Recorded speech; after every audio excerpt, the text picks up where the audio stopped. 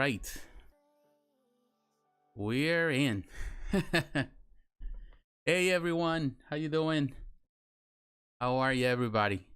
Just wait until everything works here. And I want to say welcome to everyone. Welcome, everyone. I want to make sure that all the audio is good. So I'm listening to some of it.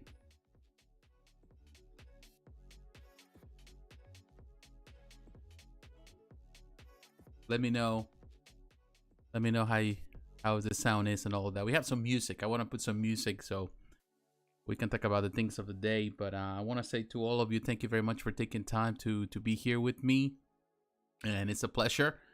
And definitely we have the Martian background because we're going to talk about a Martian today. But I want to say to all of you, thank you very much for tuning in. Thank you. Now, the reason why I'm doing this tonight instead of tomorrow night, is because tomorrow I'll be out of town. I have to leave. We are going to visit my niece. She's graduating from college, so we're gonna go and be there with her and her family. So that's what we're gonna do tomorrow. So that's the reason why I have to do it tonight. But I want to say to all of you, man, everyone that is taking time to be here with me, I appreciate your support. I know many of you would love to have those videos, daily videos, where I'm talking about all the collectibles. Unfortunately, I don't have the time. That's the reason why I have this live videos.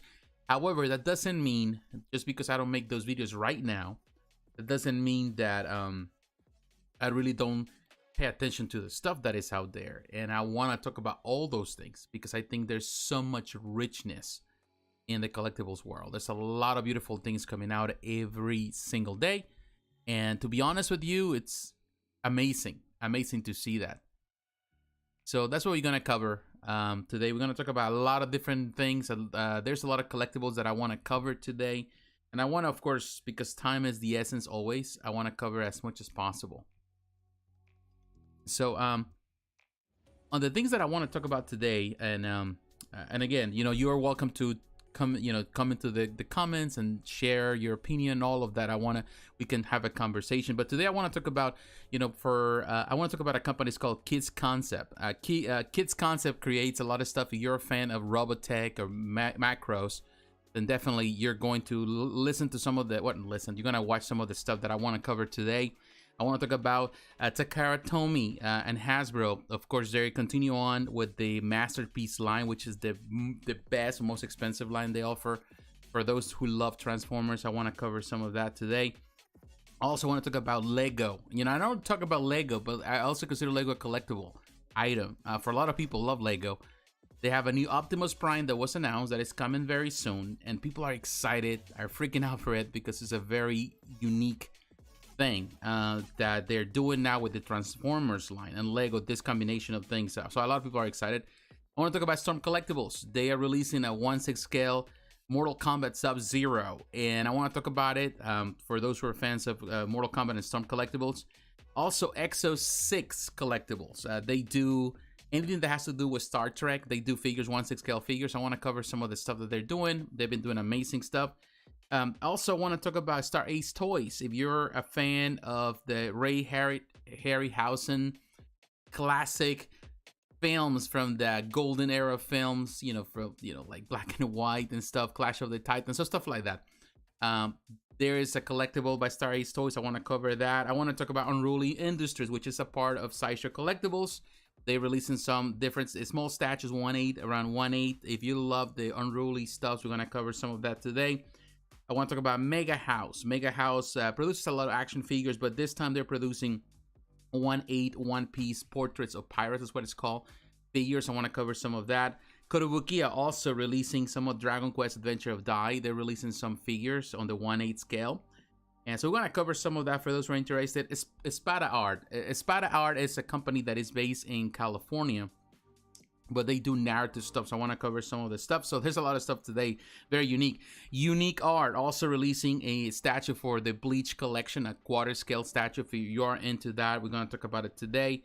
I want to talk about Sideshow Collectibles. They finally released the Psylocke premium format. We talked about it last week, but I want to cover some of the stuff today, so we're going to go into the details today. Also, PCS, they hint us the Dejah Thoris 1/3 scale statue, an amazing looking piece. is going on pre-order next week, but we already have the hint, so I want to cover some of the stuff that we have seen so far. And also, Darkside Collectibles Studio, they released a new Terminator 2 T800 1/3 scale statue. If you're a fan of Terminator 2, we're gonna look at the statue today. Prime1 Studio, this week they released the Dark Knight's Death Metal, with Dark Knight's Metal Death statue, and looks terrific, so we're gonna cover that today. Also, they're releasing the City Hunter Predator bus, and we're gonna talk about it today. And after we all do all that, we're gonna get into Queen Studios, because this week they're releasing the Jetpower Optimus Prime versus Megatron. They're releasing only in mainland China, but I know there's gonna be ways to find it, and it is a huge diorama. I want to cover it today. And also, another thing that I just noticed is that right now Sideshow is carrying a lot of the Queen Studios bus, and they're at the store, and they're selling quick. So I want to cover some of that today, because it's amazing. I think it's good that Sideshow is going to be carrying some Queen Studios for a lot of collectors. So welcome to all of you. Leave your comments and let me know what you think about this stuff, and we have a conversation today. So welcome to all of that. So let's start first, and that's the reason we're going to go. Let me come here. Let me do some stuff. But again, everybody's welcome. And I want to ask you this. If you love the content of this channel, you love the videos, don't forget to leave a like. Always leave a like for me. That helps my channel grow. Also, leave your comments. That helps me out. And also, if you want to, you can always also support financially. You can do that through Patreon, or also, you know, the links is in the description. Or also, you can also do it through you know, through the super chat. You can also help out anyway, you know. Regardless if you help, you know, financially or not, the fact that you're watching this video really helps me a lot, so I thank you for that. All right, guys, let's get into it. And I want to go first, and that's the reason I want to go to we're gonna look at this one, and I have some music in the back. Let me know if you like the music. If you don't, we'll take it off, but I want to have some music. I love music, so we got some of it in the back. So and I want to, here's my microphone working too. I have a bunch of microphones. And let's go to this. I'm a big bad toy store, because this is where I want to point out the stuff that we're looking at. So I want to talk about this company. Now, this is not something that it's in recent, or like, you know, I saw it on Big Bad Toy Store. This company right here. But they've been in business for a while.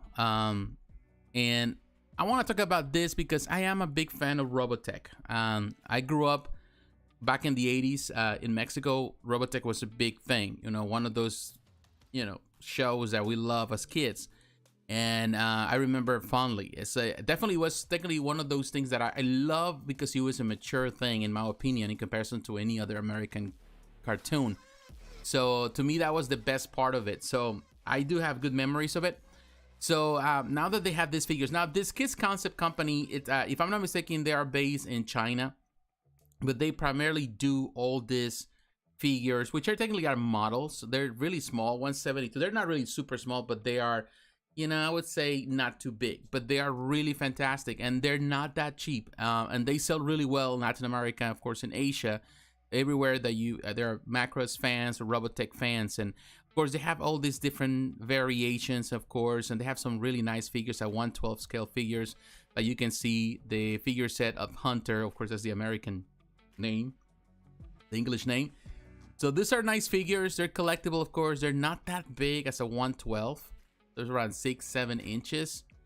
But they do have a lot of great detail and the interchangeable parts and all of that in hand. So if you're really into Robotech stuff, I really like it. And of course, a lot of stuff is on pre-order at Big Bad Toy Store. That's the only place that I saw it. Of course, there's other stores you can find it. I don't see it at Sideshow. Now this is, of course, here you have Dana Sterling. This is from the third volume of the Robotech show. But really cool figures, some accessories. You know, of course, you know, they're a small figure, 6 inches. That's the standard size. So they're not that big, and they're really not that cheap, of course, compared to other figures. But as a big Robotech fan, I really like that. I would love to see more Robotech statues, to be honest with you, or even 1/6 scale figures. But I think what really surprises me, on what I really like, you have this Lin Min May. I like that one, and Roy Walker, which is a name that I never understood that name like that. But then they have a couple of figures there, and of course some of those the models have been sold out. Some of them are really cool. So let's look at this one. I love this one, the Zentradi Battle Pot, which it's coming out in a few months, if I'm not mistaken. Here you see it, well, December 2022 in Big Bad Toy Store. But I think it was already announced, and I was looking at the Facebook page, and I was looking at some of those. It might be sooner in other parts of the world, but I really love these pots. 172, so they're not that tall. So looking at this stands like 7.5 centimeters. So you're looking at around centimeters, trying to think about it in inches to give you an idea. Maybe you can hear here, right? 9.84 inches, so it's around 10 inches, more or less. That's the battle pot, so it's 25 centimeters. So I wouldn't say that it's tiny, but it's not super big. So if you're really into models, you know, like I do love all these little scale replicas and stuff, it's really cool. So I'm gonna give you other ideas of the stuff they have. They also have this standard Veritech fighter. This is technically the others, the ones that you can kind of around the main character, the main Veritechs. So that's a standardized. It really looks cool though. You know, you can interchange it into full form, into the airplane form, or the robot form of, you know, like the halfway. And it's really cool though. I really like it. So there's not many pictures though, but I wanted just to show it to you because it's kind of cool. And of course you can go to Big Bad Toy Store. Now you have the Valkyrie. This is the Rick Hunter's Veritech, and it looks cool. Too bad that there's not really like the best pictures here, but that gives you an idea, you know, the transformation and all of that. So to me, I because I'm into this type of models and replicas, you know, I love those things. So it's kind of cool though. So I wanted to show it to you. This is again, the name of the company is Kitzconcept Ltd, and that's what they specialize: Robotech, Macross stuff, and other things, but primarily the Macross, the Robotech stuff, which to me it's super cool. All right, so now that we are here, I want to show you something. I want to show you something else also that went on pre-order this week, and in the Transformers side, is the Transformers Masterpiece MP56 Traillbreaker, $152. Now I will tell you, the Masterpiece collection to me it's amazing. I love it. Sometimes I feel the prices is high, but you're getting the best figures. Although I've been collecting the smaller legacy stuff. Now it's legacy, but also we have the Studio 86 or 81, I forget, Studio 86 I think. And then we have the War for Cybertron stuff. I've been collecting those figures. I love them. But if you want the big daddies or the bigger, because they're technically, what I like about the legacy stuff is that technically it's like a small versions of the Masterpiece. But the Masterpiece has been for a while. And of course, these are the big figures. This is $152. And it's going to release, according to this, sometime in January of next year. Of course, that is always subject to change. But here you can see the, you know, some of the image of the figure. You know, this is the closest thing that you're going to find. Of course, statues are great. I love the statues, but I love the classic feel of the toys. To me, because that is what brings more memories. I love statues and I collect statues, as you know. And have some, you know, Transformer stuff, little stuff here and there. But other than that, you know, I prefer the figures and to be able to transform the figures.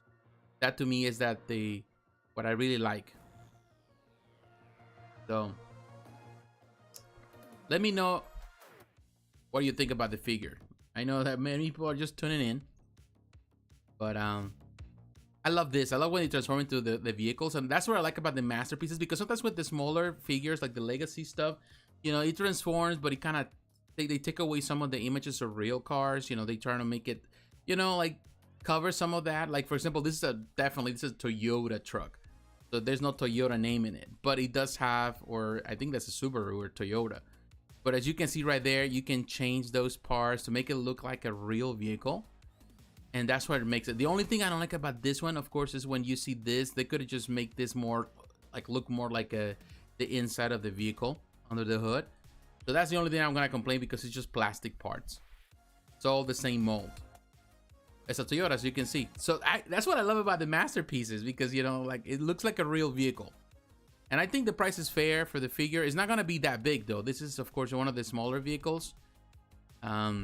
Let's see, we had some dimensions here somewhere. It's like 8.6 inches in width and 5.78 in height. So it's technically like, you know, you're looking at a 6-inch figure in height, so it's not a tall truck.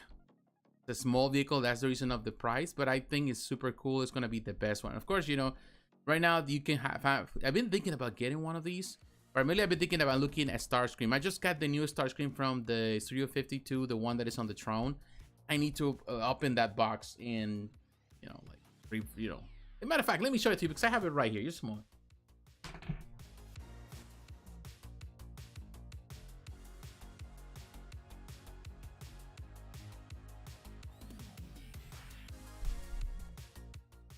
Thank you for waiting. Thank you for doing that. I like to do things impromptu here, so here you have it. You can see it right here. I think it's cool. I really like it. Really a cool figure. You can see it right there. Let me see if I can full screen. Okay, right there. So it's cool. I need to review with this one. Love this one. This is what I love about this small figures, is because they're like a small masterpieces for a fraction of the price. I think I only paid like $50-some for this one, so I seen some good reviews of it, and I'm gonna open it. I'm telling you, I have so many boxes, so many figures that I need to review or I need to open, but that's what I like. But I do like this one, of course. So you want the masterpiece, which is bigger, and it's more, you know, it's more accurate to the cartoon in comparison to this figure. This is really close though, really close, and even have the, this is definitely it's the same reshape of a figure that I already had before, but I think they did a couple of things. They had the accessories, the throne, the cave, the crown, but also it has in this case postable fingers, which is, I like this one in comparison to the old one. But in any case, here you can see this. We're gonna look at this figure just to give you an idea, and it's on sale right now, which I think is gonna sell out quick, so I've been thinking about it, so we'll see. But of course, this is the full version. It looks good, and I do like the transformation, so it looks really cool, man. Definitely looking at all these figures, but yeah, this is primarily what I wanted to point out is that one, the Traillbreaker, because that's the newest that they came out. Now, there's another thing that I want to talk about it today, and it is something that when and I'm gonna go to Facebook. Actually, let me take you to Facebook, because this is something that if you're a Transformers fan, there was a big okay, Lego Optimus Prime, let's see, which is very popular, and I seen some of the image, of course. You know, everybody's been reporting, like you can see this report by IGN, and people are excited for it. But let me see if I can find an article where I saw more pictures. Here you can see some of this stuff. I think there was a video, which I'm not gonna have here, but this is some of the images. Let's see. And people are really excited. There were some other pictures that I saw on a page. Unfortunately, that's the one here. Let me see if I can find a better article, because it's not necessarily at the Lego store. Okay, let's look at this video.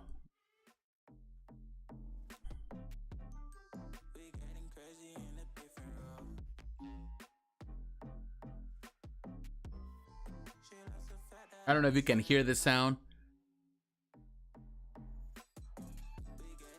but I will tell you one thing. I do like, I can tell you one thing. This is a really nice figure. I really like what they do. Of course, you know, this is a fantastic Lego, and I'm not really, I would say, a big Lego fan, never been. When I was a kid, I was more into Playmobil than Lego. Playmobil was bigger for me, and I think it was bigger in Mexico too. So I'm not really into that, but as much as some other people are. But I think this is a phenomenal Lego, and I think the price is really good. Of course, some people were saying, why is it that he doesn't have of course, the trailer? But at the same time, I think with the trailer, it would be more expensive. It looks really fantastic. It's not the first time they have done a figure like this. They did the Voltron too, and it's really huge. So it had all the different parts.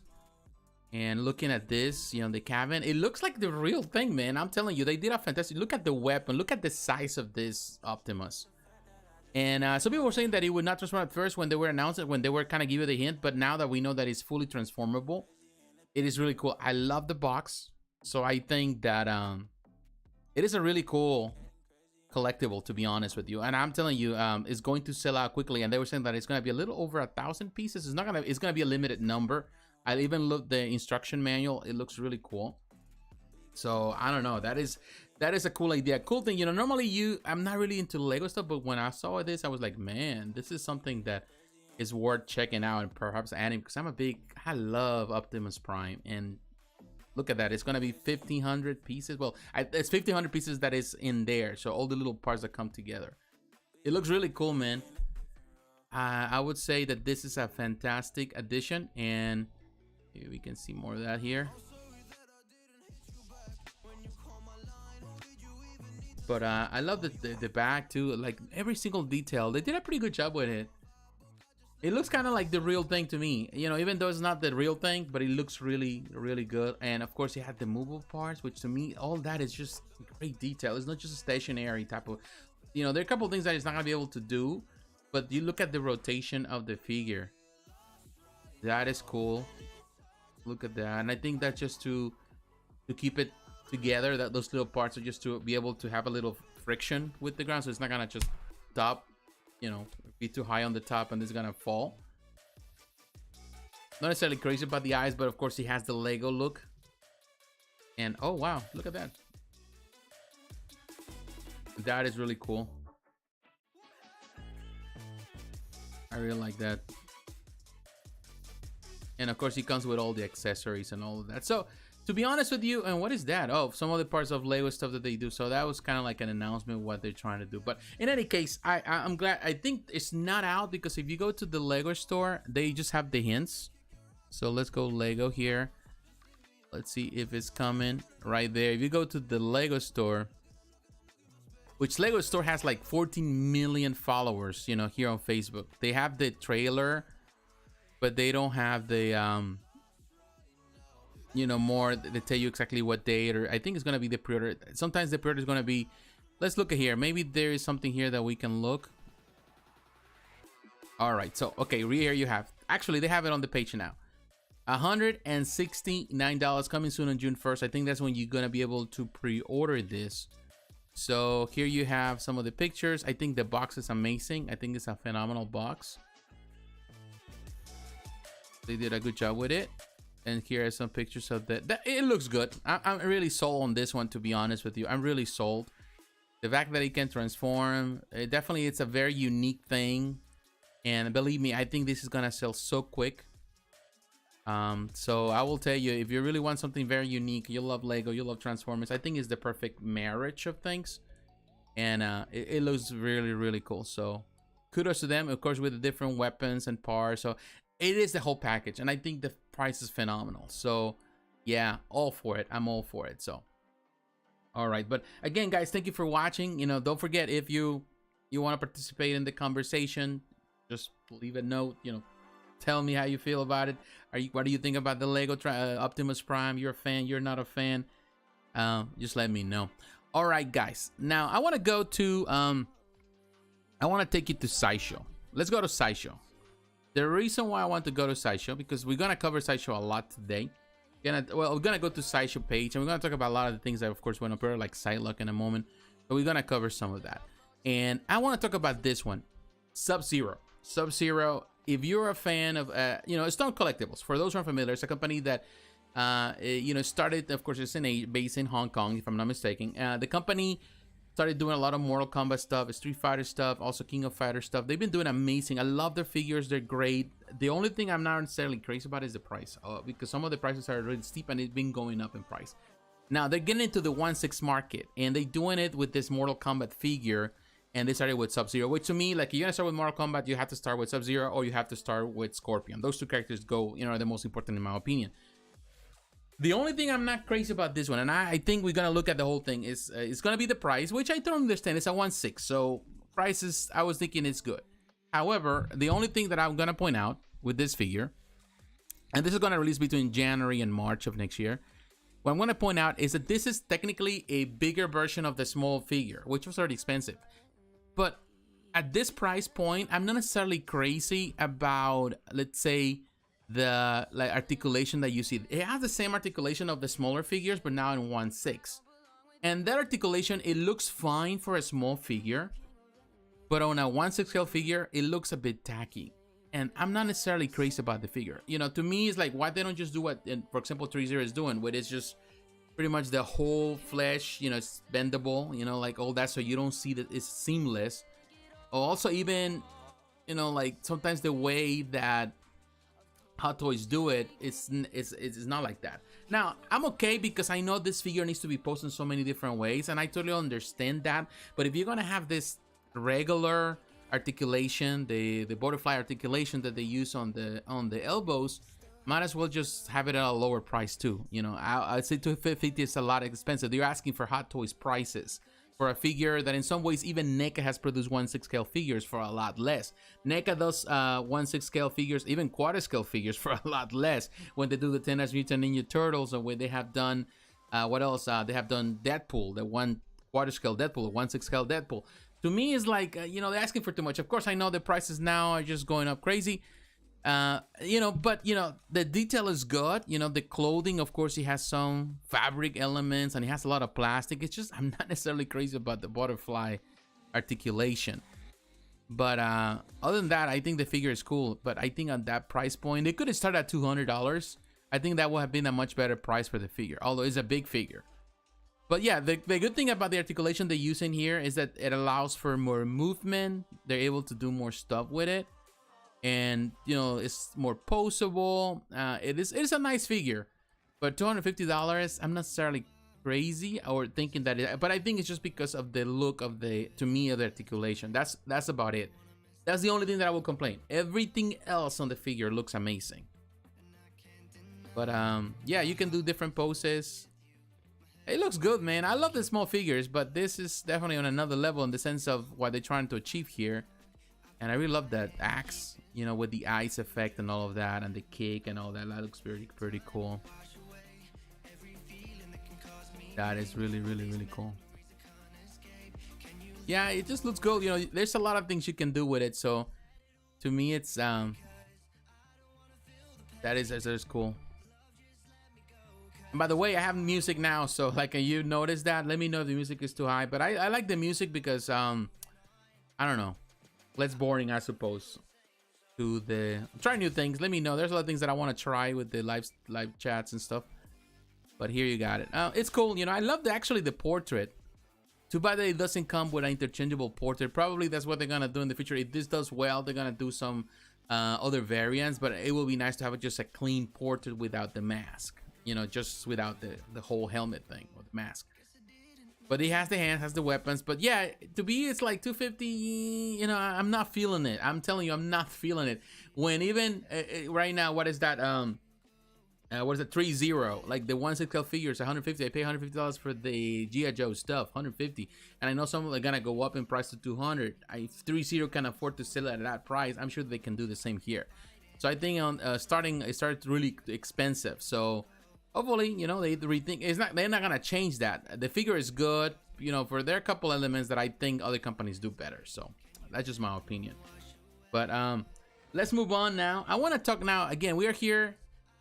You know, that while we are here, I want to talk about other company, and this in this case, Exo 6. Now, Exo 6 Collectibles is a company, you know, that it's been doing, and all they do is specialize is on the Star Trek figures, 1/6 scale figures. Now here, this is the Mirror Universe Sulu, and it looks good. Now I haven't had the chance to talk about this company, but I've seen some of the figures, and they look really good. And they've been, right now, Sasha's been carrying. We're gonna look at some of the figures. Now, to give you some reference of this company is based in California, if I'm not mistaken. The owner is Nanjing Tan, and Nanjing Tan, it's a former pretty much a former product development manager or director that used to work for Quantum Mechanics. Quantum Mechanics was doing a lot of the Star Trek figures for a while, QMX. But it seems that Nanjing was part of that project. He left to create his own company, and he's been doing it for a few years now, and I think he's gaining traction.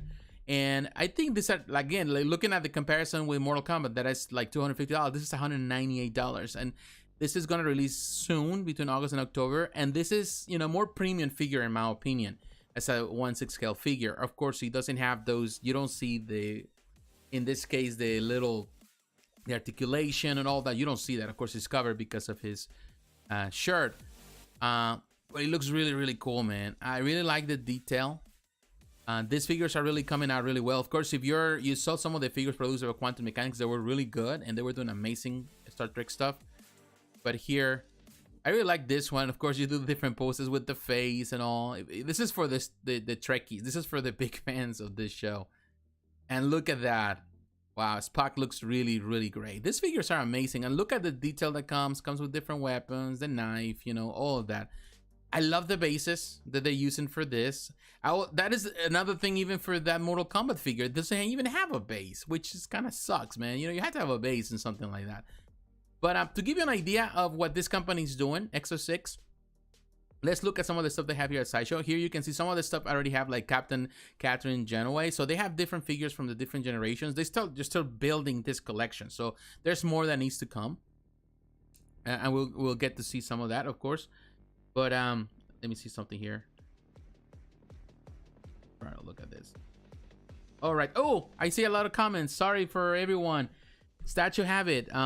My apologies if I didn't get a chance. I was like looking at this and I'm not looking comments. I'm not looking at comments, so something wrong with me. All right, right there. Statue Habit. Hello, JP. Well, hello, Statue Habit. Welcome, Batman. Sub JP can have tonight. Just popping in to say hey. Don't worry, man. I understand. It is Thursday, so but thank you for stopping by. Edwin, Big Bad Toy Store is great, just a bit slow. Yeah, that is true. Big Bad Toy Store can be slow. And sometimes, you know, like they stuff the other stores already carrying and they don't carry it. But what I love is just the standard price, the $4 shipping that they do, whatever. And I order figures from them. So zero, that's expensive. Hello, Night. How you doing, man? Hello, everyone. I wasn't looking at this and I didn't see any comments. And nobody's commenting, so sorry. I just came late to you. But look at the figures. Let's go back to these figures. I love what they're doing here. I think this price is fair for $200. Captain Benjamin Sisko. That's the standard version. You got the Mirror Universe Spock. This is another $198. These are great figures, man. I love the detail. And to be honest, I love Star Trek because as a kid, I watched the show. But I'm not necessarily a Trekkie fan or a Trekkie person. I prefer Star Wars over Star Trek, although it's kind of divided because I do love Star Trek. I think Star Trek has a greater history than Star Wars, but and a long history and amazing shows, and I love the shows throughout, as growing, watching the classic, rewatching the classic rerun of the classic stuff, of course, then watching the 90s shows, and of course some of the iterations over the years, and of course the movies. I love Star Trek. I think it's great. And but I'm not necessarily like invested into the collectibles like some people are, but they did an amazing job with this one for sure. I will tell you that. So this company Exo-6, I would say pay attention. Of course, this is what they're doing. Another thing like this one, for example, they have the chair, First Contact Enterprise chair, and $195. That chair looks so good, and the backdrop's sold separately, figures sold separately, so you can actually do the whole display thing. So to me, that is super cool, man. So they definitely doing it. If you're really into the figures, definitely. Armrest and pedestal lights. Oh, I didn't know that. Now I know. It has a light-up feature, so that is super cool. So yeah, man, I'm telling you, this is a good company, and I feel that they have a lot of great potential.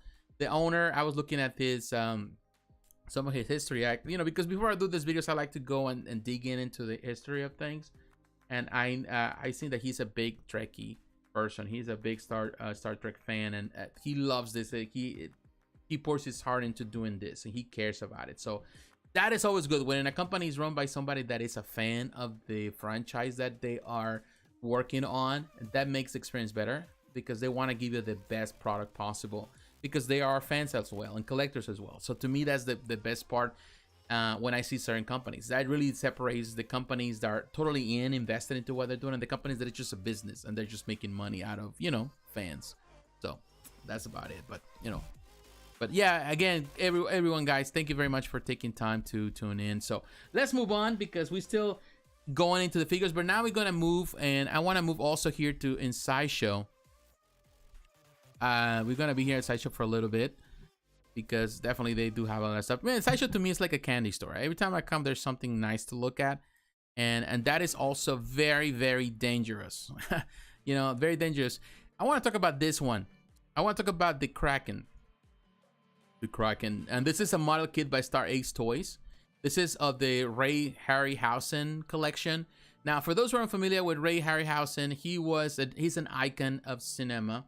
He was one of the pioneers of a lot of the model stuff in the animation. They use all these small figures and in slow motion or slow cameras and put all the things together to create these big monsters from some of the most classics, movies from, Hollywood and even from, British movies and stuff like that. He is an icon. He is, for many, the forefather of the techniques that were used to recreate this type of films, and his monsters are iconic. Now, of course, you have, when you talk about the stuff that he did, and right now, this is from the 100th anniversary, but the 100th anniversary was actually in 2020. So it's technically 102 now. But in 100, in the 2000, they have like a big event, and they were going, because he had a big collection of his models and the stuff that he worked over the years in cinema, and they were going to different galleries around the world. So that was a celebration. So now, of course, this company, Star Ace Toys, and I talk about them, they do this vinyl and ABS kits and models and statues. They figures too. They decide to do a collection. They producing some of this stuff. Now, this is from Clash of the Titans. This classic film. I think that came out in 1981. That was probably the last Titans film that he produced. And this is one of the characters there. But you can see it's gonna be 35 centimeters tall, which you're talking about a standard. Let me show you. Like normally I always kind of get convoluted a little bit. It's gonna be on the height is 13.77, so it's close to 14 inches tall. So you're looking at around at the 1/6 scale, although it's not a 1/6 scale because it's this is a bigger creature, but this is within the same standards. Now these are vinyl. Now this is the interesting thing. It's $200. The interesting thing about this one is that this is not necessarily, this is a kit. This is a model kit that can be put together. Now, this is not the first time. They have released a statue of this. There were two different versions. I'm gonna show you that there was like a deluxe version. It was like $500 for this, which I think was too expensive. Also, it was because made of vinyl. It had a poly resin base. And they also have the more basic one that didn't have the base, so that was around $200. But I think they went on the cheaper route. It's the same scale, but now it's just the vinyl model kit, so you have to put things together. To me, I think it's a much better deal. Although I'm not a big fan of this model, but I totally understand the importance of this collection. Because Ray Harryhausen, is a legend that many even people in the industry here, artists, people that are involved in the industry and model creation, all of that, they have great respect for his work. Here you can see the model sub-vinyl kit, so you can put all things together. And actually, this is a part that you have to also you have to paint, if I'm not mistaken. It seems like, because looking at it, all the things have to be put together. It is huge. I think you need to paint. It's an unpainted kit. I just noticed that this part seemed to be unpainted. And I know some people love this stuff because they like to paint stuff, because I think this is the model. Let me go to this one to give you an idea, because now I'm a little bit. This is they're just called the Artisans, the famed creature, the shop of Kaibutsuya, which is in Japan. This Kraken model kit is made from soft vinyl and stands. Okay, it doesn't say it's a model kit, so that means that you have to paint it. Okay. Now, to give you an idea, this is the statue version. The normal version is $450. It's a statue. It is also made out of vinyl and all that, but this one is already painted. It's pre-painted, all of that. That is $450. To me, that's expensive. But and this model kit, the deluxe version comes with, of course, that little base with that little girl and all of that. That gives you an idea of the scale. $450. Now, if you want to go all out and do your own kit, then you pay the $200 for the one, and you can paint it, put it all together, if I'm not mistaken. Do as you like, as you please. It's expensive. It is expensive. I'm thinking like $500 for the statue. It's the same model. The only difference, the other one is unpainted model. Now, here you have the skeleton army. Look at this one. This is from all other of his famous movies. Where we're trying to remember, what was that? What was that? The Seven Voyage of Sinbad? No, that was Jason and the Argonauts. That's what it was. So, which is a classic. This actually was the inspiration of the skeleton guy that was on, what is that, Killer Instinct? That was the inspiration of that movie, Jason and the Argonauts. This is, you know, stuff that they've been producing. So this is part of this collection. That's the deluxe version, so it has a bigger base, $149. Definitely, this is not for everyone. And here is this one, the Ymir deluxe version. That is another of these models. And definitely, you know, this is not for everyone. Some people will say that some people would say, well, these are really ugly for the price, but it's just the historical value of these pieces, you know, like, you know, what represent for cinema. And I'm sure that they're gonna sell, and they're gonna sell fairly well. And let me show you. I think the Cyclops. Let's see if we can see the Cyclops. There's LTD toys. So this is all the figures. Of course, they do a lot of stuff for Kajus and all other figures.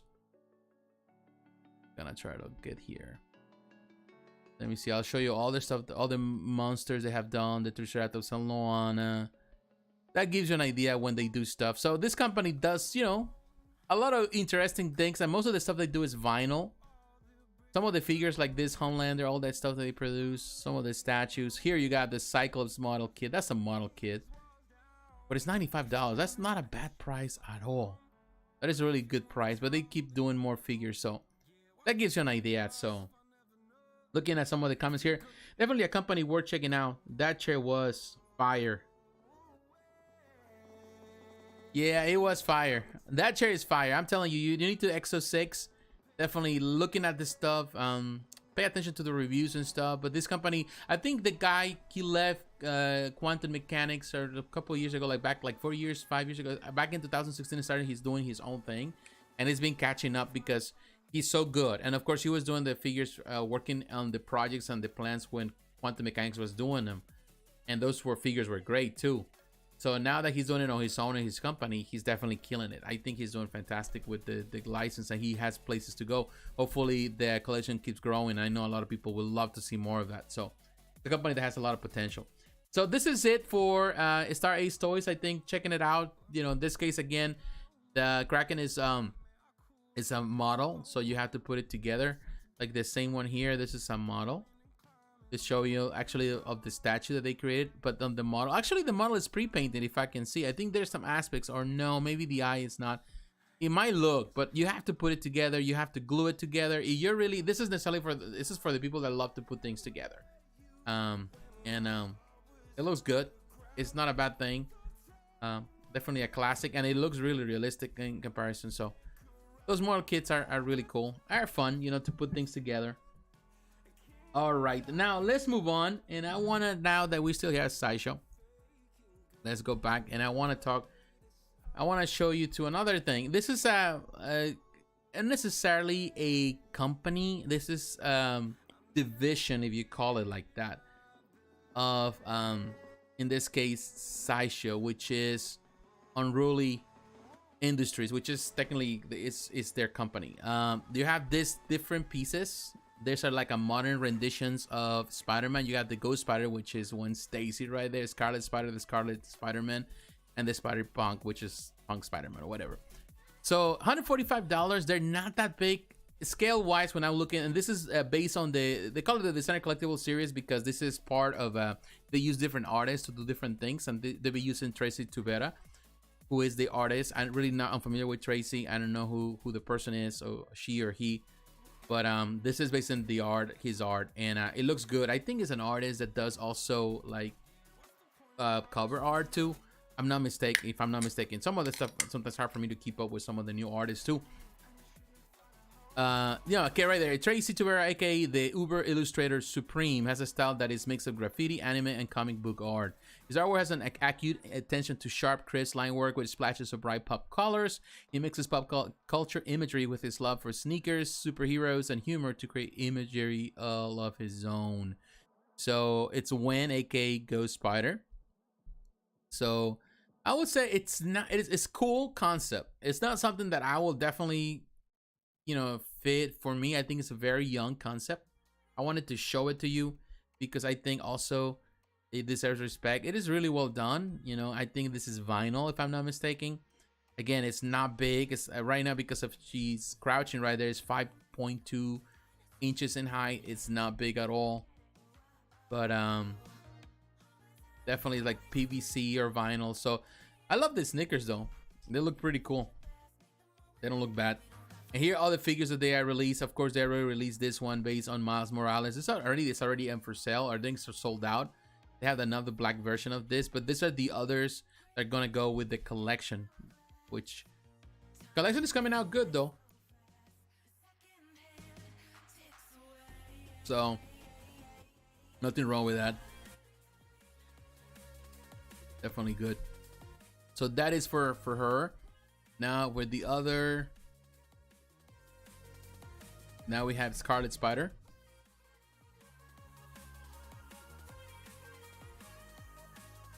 Pretty cool.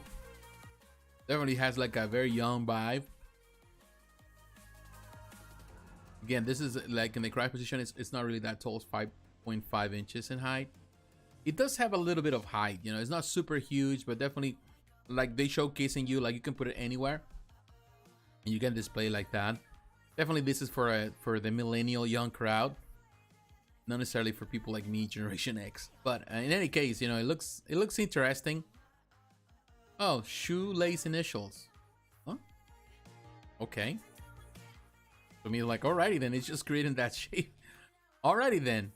Oh, look at this. So the shoelaces that kind of give an idea of the names. Okay. Nice touch. Maybe representing the signature of the artist in some way. Oh, sorry. We went too far on this one. Let's go back. And then we have the Spider-Punk.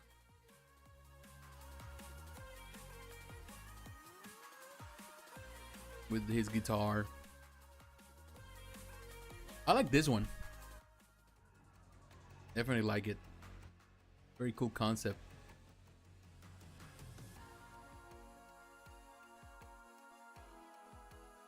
But to be honest, even it's a cool concept. I still don't think that $145 is worth $145. You know, that's not me. I will say like $100, maybe $99, $89, $79. But you know how it is. Everything is going up in price. But it's a cool concept. Very youthful for sure.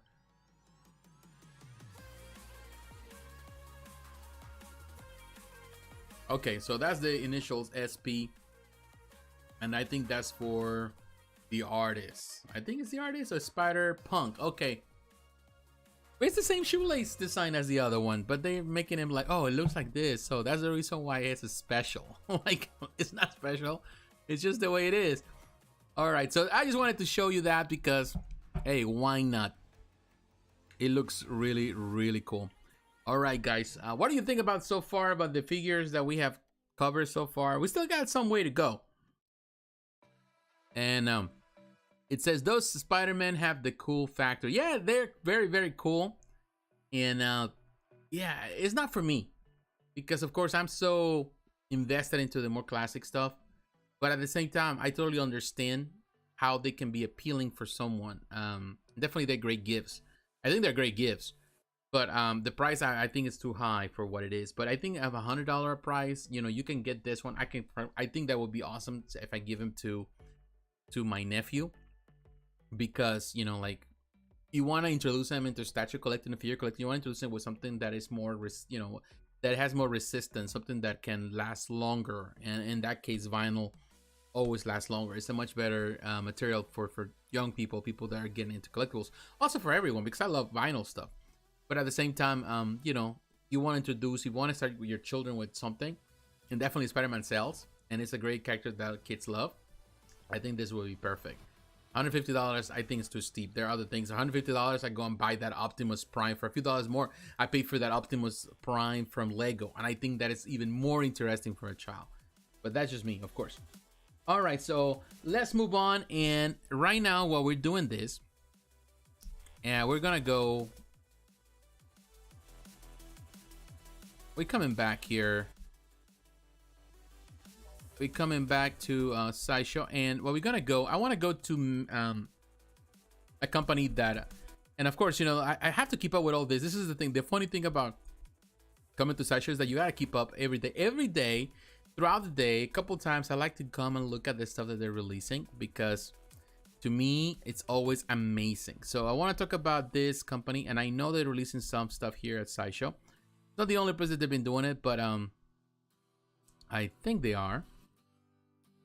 Let's look right there. Well, I think this is a figure, but I don't want to really look at this figure. No, this is from Banpresto, which I think, you know, I haven't talked about Banpresto, but I like Banpresto. I'm telling you, if you're going into the cheaper side, I don't think it's gonna be here. So, okay, I know where we're going. We're going to Big Bad Toy Store. You know, trying to keep up with every store, it's just it's a mess. All right, so we're here, Big Bad Toy Store. And oh, look at this one. They have some figures from JoJo Bizarre World. There's other stuff here that I want to see. All right, see the more new arrivals. Let's go there. And this is the thing with Big Bad Toys. They're constantly refreshing the stuff, so it's hard to keep up. So, all right, so let's do this. Let's do it in a better way. Megahouse. Yep. I want to talk about Megahouse because Megahouse is a company also. Megahouse has done a lot of figures over the years, you know, figures and some, like, you know, in this case, PVC vinyl, small statues. But if you go to Japan and you go to Asia, they also have a big market with the vinyl PVC stuff. And some of their statues are really expensive, even being vinyl. And I know sometimes people, they trying to think like, oh, like this is the thing. Over the years, now it's not as common, but I remember throughout the years, people were always dissing PVC as a cheaper material, saying, oh, PVC is just for the poor collector. But that was in America. That was the perception that we had here in the West as vinyl, and still do. Many collectors still think that, vinyl PVC is all less cheap materials, which is cheaper, but they produce in bulk, they produce a lot. But they have this idea of plastic as being the cheapest thing. But when you go to Japan, for example, or Asia, there are a lot of products there that are produced with vinyl PVC materials, that ABS, that it's super, super expensive. Like, for example, look at this one. I'm going to rebuild of Evangelion, Shikinami, Asuka, Langley, and Makinami Mari Illustration. That's what we call Illustrator's figure. That has a big name. $454. That's how much it costs. And this is not because, Big Bad Toy Store is trying to cheat you and sell you something so expensive. It's just because it is expensive to buy. And it's only 10.92 inches, 11 inches. So it's around the same scale of within the 1/6 realm, 1/7 scale, I would say. This is, I love Evangelion, but I would now pay $450, but that's just my perception. And it's such a simple base, like it's ABS material. But look at the figure, and it looked cool though. It looked really good. There's a really sexy pose right there, very sexy, very appealing. But yeah, different angles. You can see that what I'm talking about. But to be honest, yeah, the Megahouse line is pricey. It is pricey. What they do is always pricey. But there's a big fan base out there that is paying those prices. They love what they produce. They're not bad figures, not vinyl figures. I've seen some of their figures and they look amazing. And, I'm a big fan of a lot of the anime stuff and manga stuff. But it's not cheap. Another thing that they're doing what they call the One Piece Portrait of Pirates in Neon DX. They're re-releasing some of these figures. Like, for example, this were, some, like this one, this Ace that was already released before. They're re-releasing $234. That's not cheap. It's going to come out sometime in April. But some of this really figures, and he doesn't even have a vase. But to me, it looks really cool.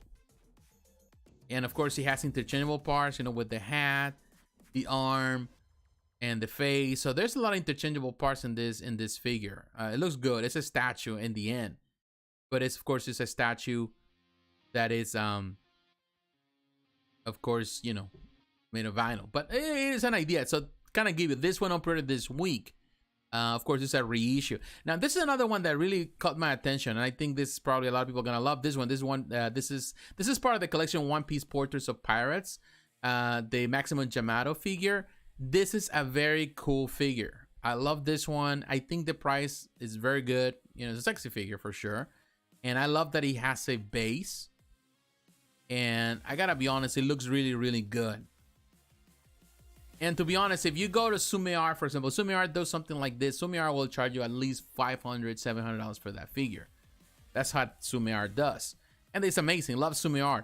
But I think for what you're getting here with this vinyl figure, and it looks really good with the base and the detail, the paint job.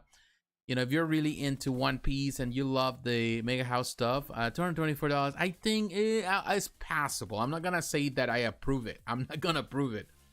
But to me, it's passable. It's not a bad figure. And of course, they release other stuff. As you can see, Megahouse always releases stuff, and there's a lot of stuff on pre-order. You know, depending on what is it that you like, Megahouse has it. And they do all the stuff like Jujutsu Kaisen, Yuji Itadori. You know, you get all that. So they had a lot of cool stuff, and I always love this Ghost in the Shell. Like, for example, this Ghost in the Shell variable action, the Tachikoma and Kusanagi Motoko. I got from you know, like Ghost in the Shell, SAC the SAC 2045, which, to be honest with you, there's the second show coming, or the second season coming to Netflix. Looking forward to that. I liked the first season. A lot of people didn't like it. I liked it. I like anything that has to do with Ghost in the Shell, and I saw this at Sideshow, and they're very tiny, man. And I was like, but why almost $200 for such a small figure? If it was bigger, I'm telling you, I'd definitely get something like this. But for $200 and you're paying for something that is so tiny, of course, you know, it's posable. You do all sort of things with the figure, which I like that kind of stuff. You know, but to be honest, and the Prime1 Studio statue, that is out of my price range for sure. But I would love that one too. So that kind of gives you an idea. You know, they're really small, but they're not bad. So this is what Megahouse has been doing. You know, I will tell you, like, these figures are expensive. Even the figures, you know, the statues are expensive, the vinyl statues, but also the figures. Look at this Zoro right there, $109. This is a figure. It's not really that big. This is probably within the 7.9, close to 8 inches. It's a nice figure though, but it's $100. Definitely, if you're into the figures, you're gonna love that. It is what it is. Yeah, Ghost in the Shell was amazing. Yeah, I love anything that has to do with Ghost in the Shell, from the original, of course, the manga. I love the original film, animated film. Of course, the show. You know, the different iterations. I always love it. You know, I love the newest too. Even though it's not like the greatest, but it's still cool. It's always good to have Ghost in the Shell. So we can say that they're doing something good. All right, let me drink this, guys. Let me drink. But thank you everyone that is watching. I know some of you are watching. Whatever you're doing, thank you very much for taking time. All right, this is pretty good. I'm drinking more of this.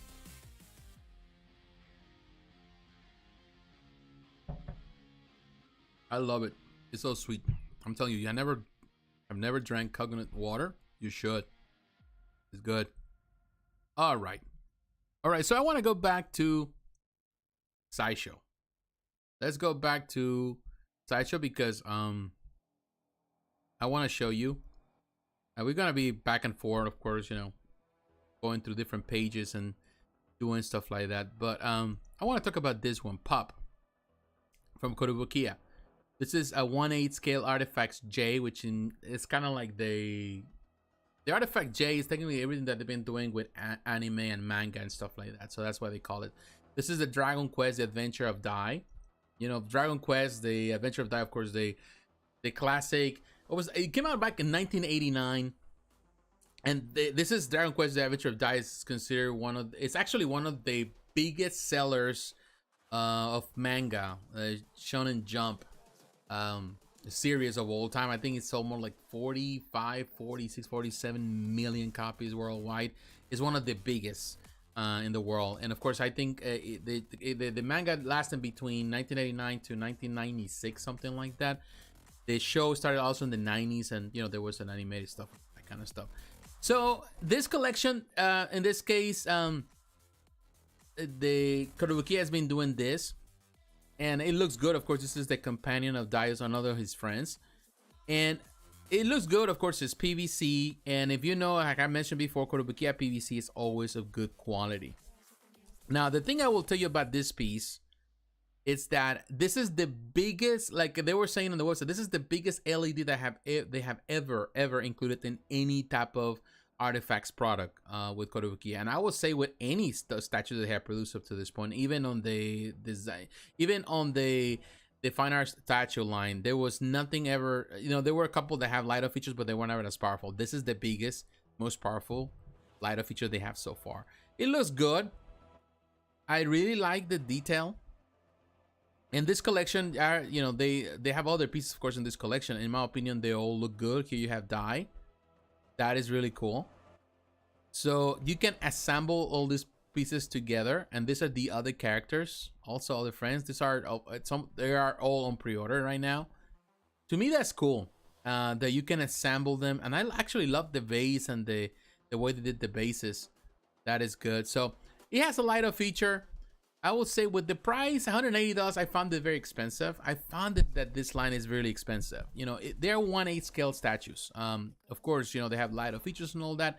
I still find them to be very steep. I talked about Ma'am, you know, I think a few, what is that? Probably a few weeks ago on the here in the live at $180. That has it with the deluxe version, who has this other character, and the regular is $165. I found that expensive, but I think, you know, I see what I like about it is that they're building the collection and they're bringing more characters, and I think I like when they do that. You know, something that unfortunately, you know, Kotobukiya always have failed to do so.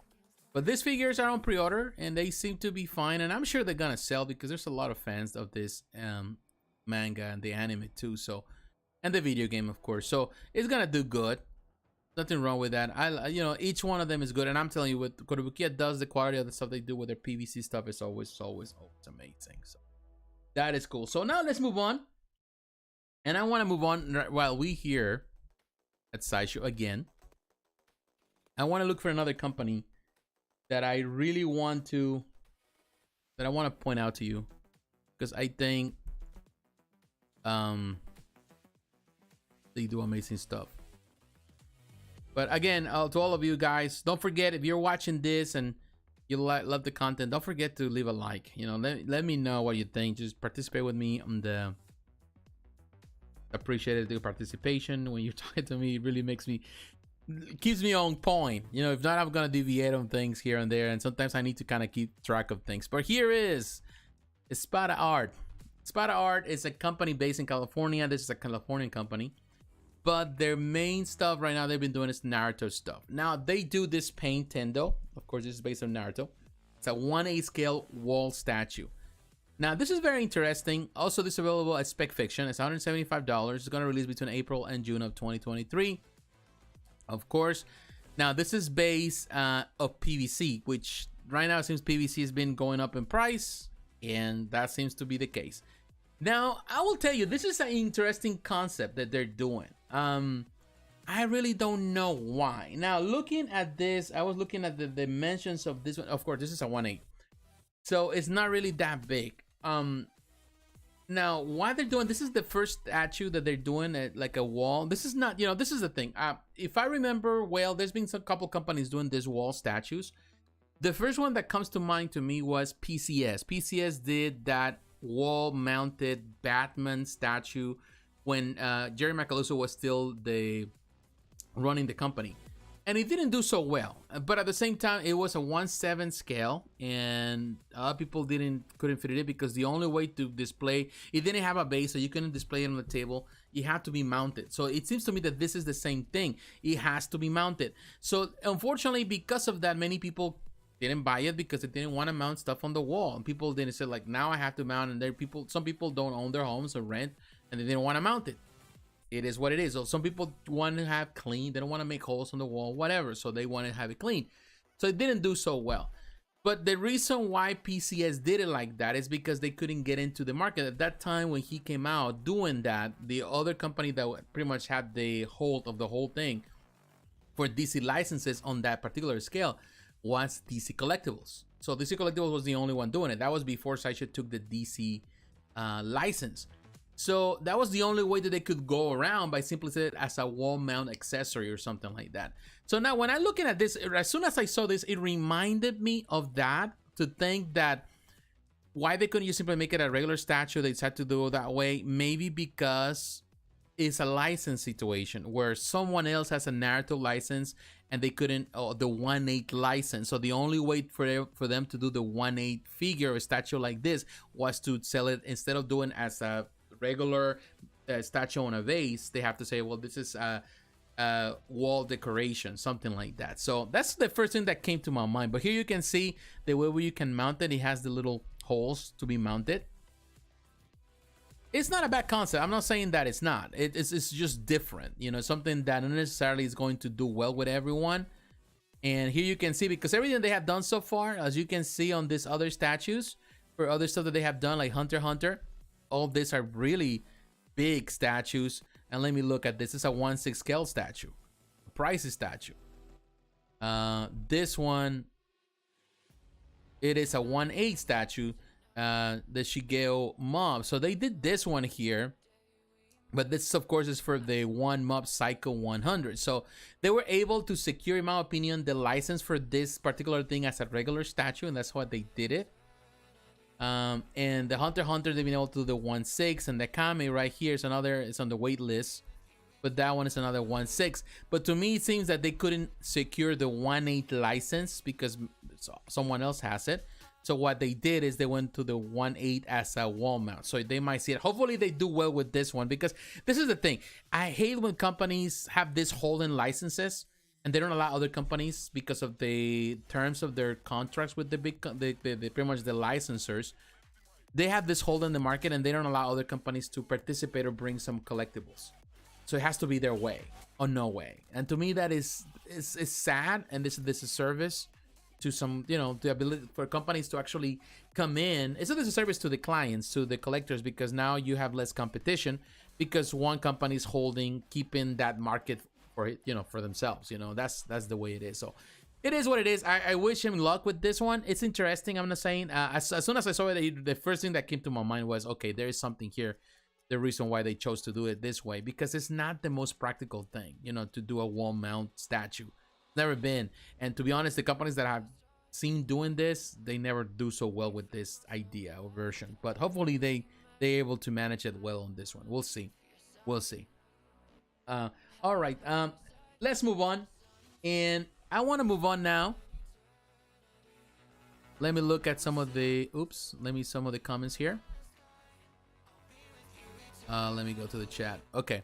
Personally, not a fan of Espada art. The portraits look a bit unpleasing. Competition is good among companies for collectors. Yes, it is. It is. You know, and this is the thing. Espada is a new company. I think they've been in the market for a few years now. I think they started, well, in 2018, if I'm not mistaken.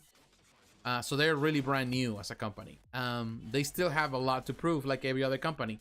But competition really makes things better when there is not only a company producing on a one particular scale, but you have other companies competing on the same scale. Then it makes it more easier for the client, for us, you know, to pick and choose, but also for the companies to push the ideas, to create the best art, to have the best quality, because they're competing with other companies. Competition always helps the market, always helps to have the better products out there, also better pricing. But unfortunately, like this market, like many other markets, there's always going to be that some practices that some companies follow in order to maintain a license, to have hold in a license, and they don't want to let them go. Unfortunately, that hurts more than helps.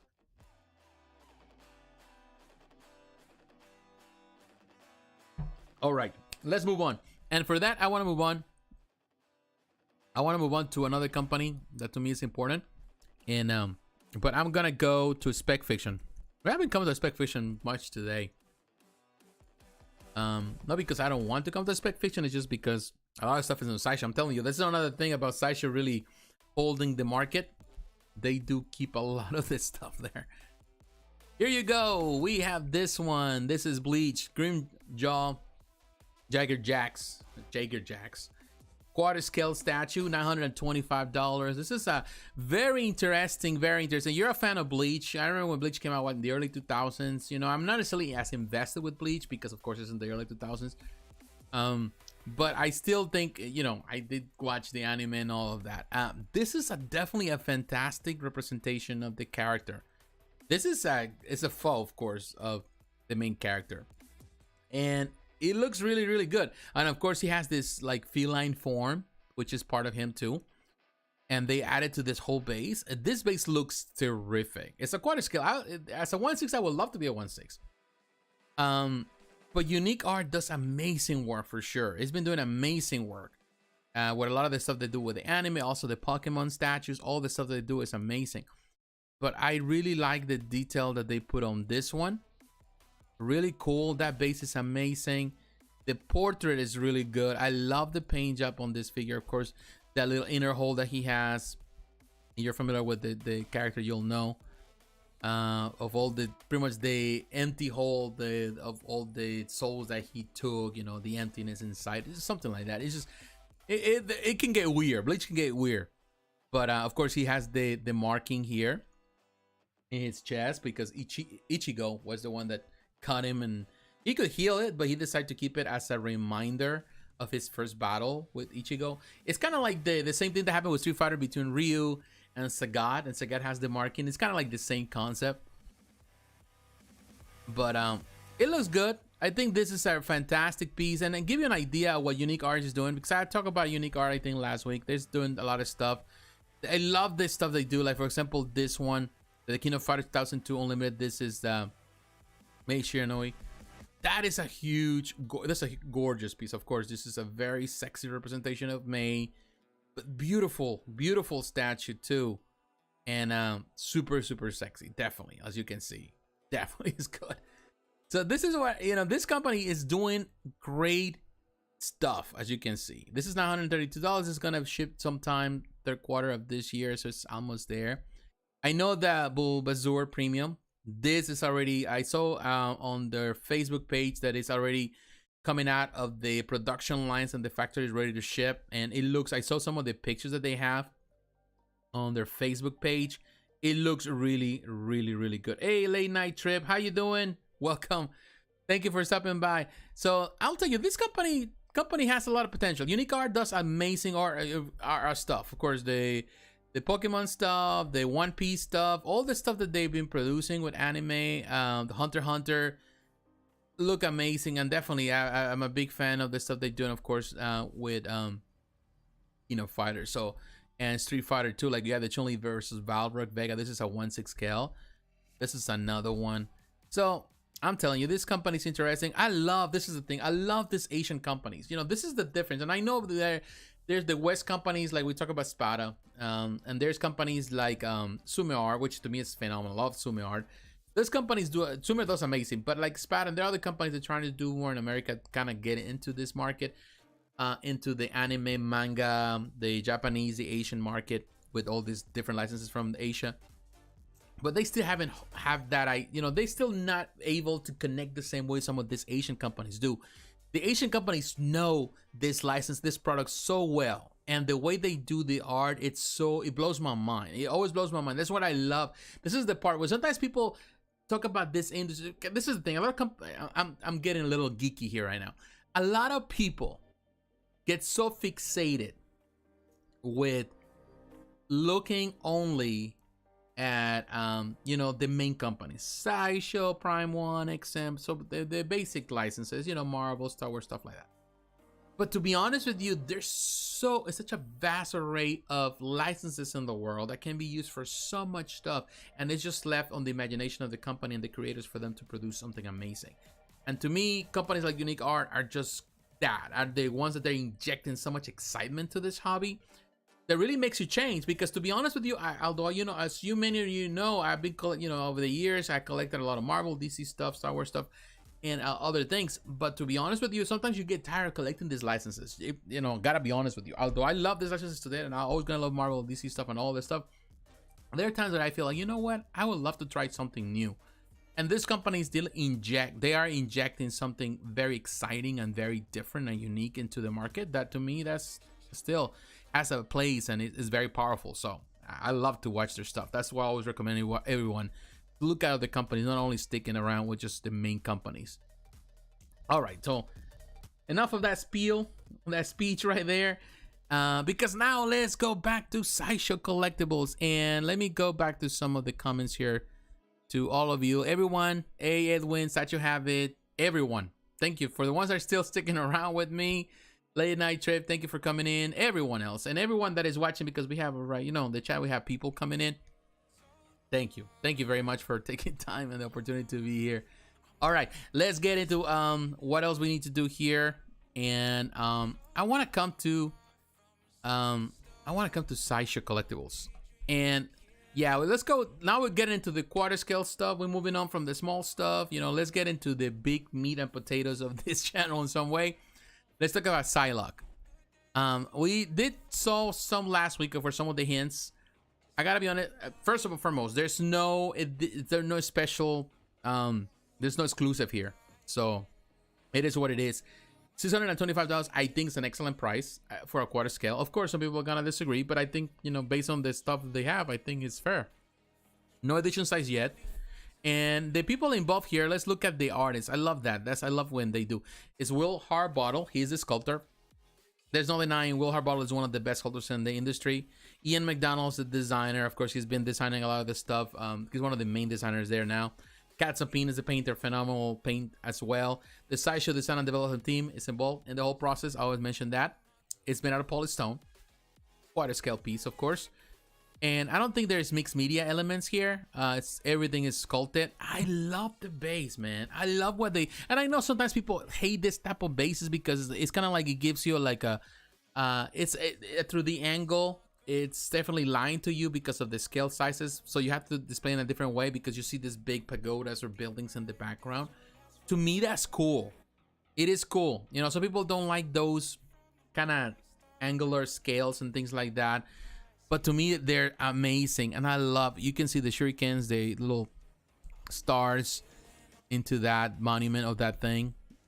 And she's standing right there. And the moon, of course, from an angle, definitely that moon looks kind of bad. But you're gonna find the way to display in the better way. And I think in this angle, on angles, it looks amazing. But the statue, man, looks amazing. Harbottle, as always, he knows. What I love about Harbottle, there's many different. I'm a fan of the base. When do you think it will? Do you think it will sell out? I don't think it's gonna sell. Well, it's gonna sell out. It's gonna take a while to sell out, based on what Sideshow's been doing lately. So you don't have to fear as it's gonna sell out so quickly and you're gonna be out of the game. No, you're not gonna be out of the game. Yeah, it's an excellent statue. Statue habit. I think it's great. And again, Harbottle showcasing his ability. What I love about Harbottle in comparison is that Harbottle can do many different things. Like many sculptors have a particular style. Every time you see someone producing something, or any company or any sculptor, you're gonna notice that there's a pattern. Most sculptors, the vast majority of the sculptors, they have a pattern where the style. This belongs to this belongs to that. Even the greatest sculptors in the industry have a unique style that it translates. As soon as you see the statue, you say, hey, that is this guy or that guy. When I see a statue from Eric Sosa, I know it's Eric Sosa. When I see a statue from Barbieri, I know it's Barbieri. When I see a statue from you name it. I'm trying to think about right now, and I'm forgetting a lot of the sculptors, Matthews, or all of this, Jack Matthews. So when you see all these different sculptors, they have a particular style. Now, Harbottle is in many ways an exception to the rule. Yeah, he has a couple of things that he does. But what I like about his style is that he is able to, he's like a chameleon as a sculptor, in the sense that there are things that he does and they don't, he can create this character and he create this character, but they're not alike. Like, they don't even follow the same styles. Like, he can change according to the demand of the job, of the work. Whatever he needs to do, he's going to translate that design, and he's going to translate according to what the designer envisions. And you're going to see some elements of his art, but he is such an elegant sculptor. That's the point that I'm trying to make here. And I don't know how to make it. He's an elegant sculptor that he can do what you ask him to do. And he does it really, really well. To me, that's what really separates him in comparison to other sculptors. I'm not saying that it's better than others. I'm not saying that others are worse than him. Everyone does things differently. But I love that he can change things around. He can do whatever he's asked to do, and he does it in a really nice way. And even he can make a woman look very voluptuous because he can do it. Or he can make a woman look more athletic.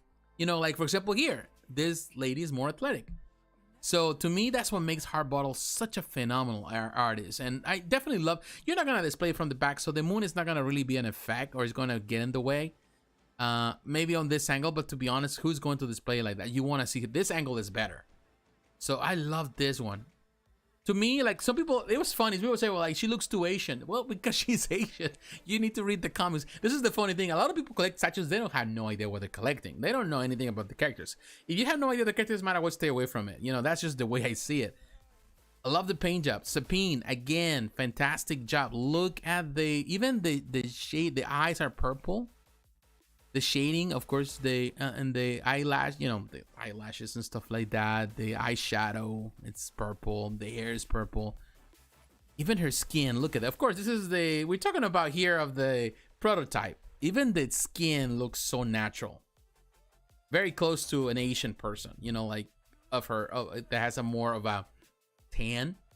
Because if you remember the comics, you know, she's an Asian, but has a tan. So that is cool. And of course, I'm telling you, this is better than the previous statue, the premium format. I like this a lot more because that one looked a little bit more, the face was a bit more masculine. It was more like a more Caucasian look.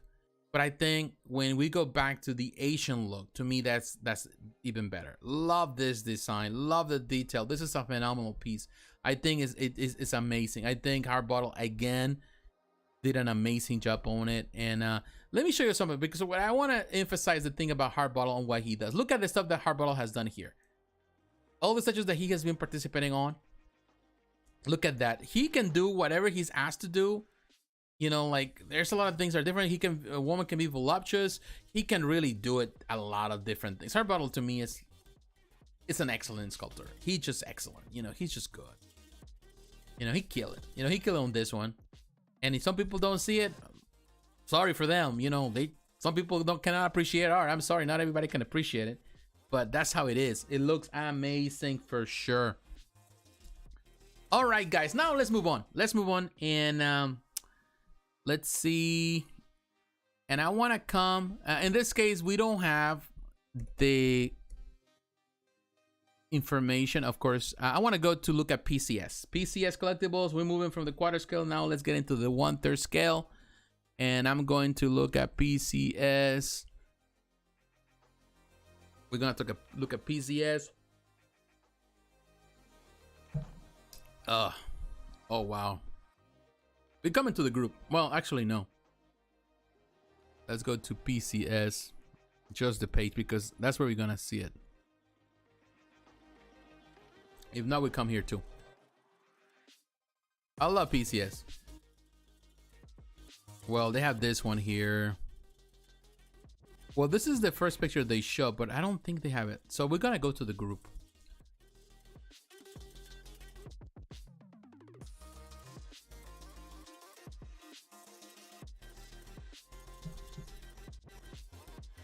Because this is where we got a few of these hints. Right here. I think. Am I in the group? No, I went back to the same place. Oh my god.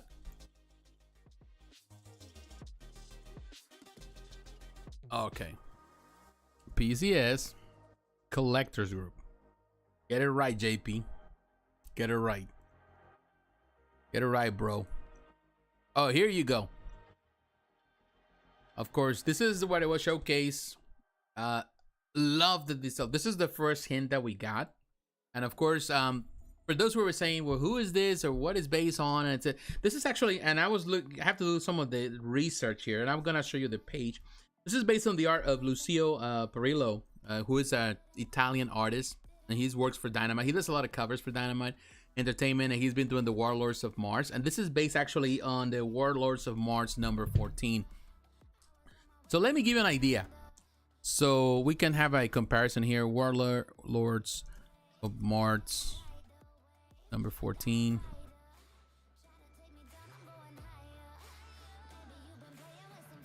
I'm gonna give you an idea, but I think it's taking me to the old ones. Oh, right here. This is the cover right here. We come into Dynamite Entertainment. So let me see if we can see it like this. So I don't know, maybe you can see it right there. This is the cover that was used for this one, and they use as reference. I think the art, it's spot on. Of course, there's some changes. You have to make some changes to this. I love this cover. I think it's great. But I will tell you one thing. Now going back to this, I think they took this to a new level. Love the paint job. Love the colors.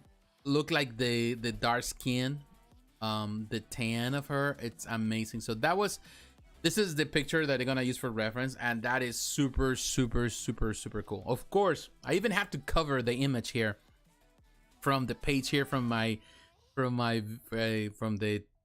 thumbnail, and it's because I have in the past, you know, this is the funny thing about YouTube. In the past, they have taken away my thumbnail or had demonetized things just because of that thumbnail, because they're really like that. They anal like that. So that's the reason why I took it out, because I said, you know what, it's too sexy for that. This is a sexy piece, and people are trying to say the comparison. Which one is best? The one that was done by Sideshow, the quarter scale sitting on the throne, which I think is a phenomenal piece as well. They're very different. Of course, this is a 1/3, and they're two different representations of the Thoris, but both of them, regardless of how you would feel about him, I think regardless, it's a beautiful, beautiful representation. And again, it's going next week on pre-order. We're gonna talk about it when we get more details and all the pictures. We're gonna talk about it, so we get more time of that. But it looks amazing, and not only that, they also showcase. Let's get to this one.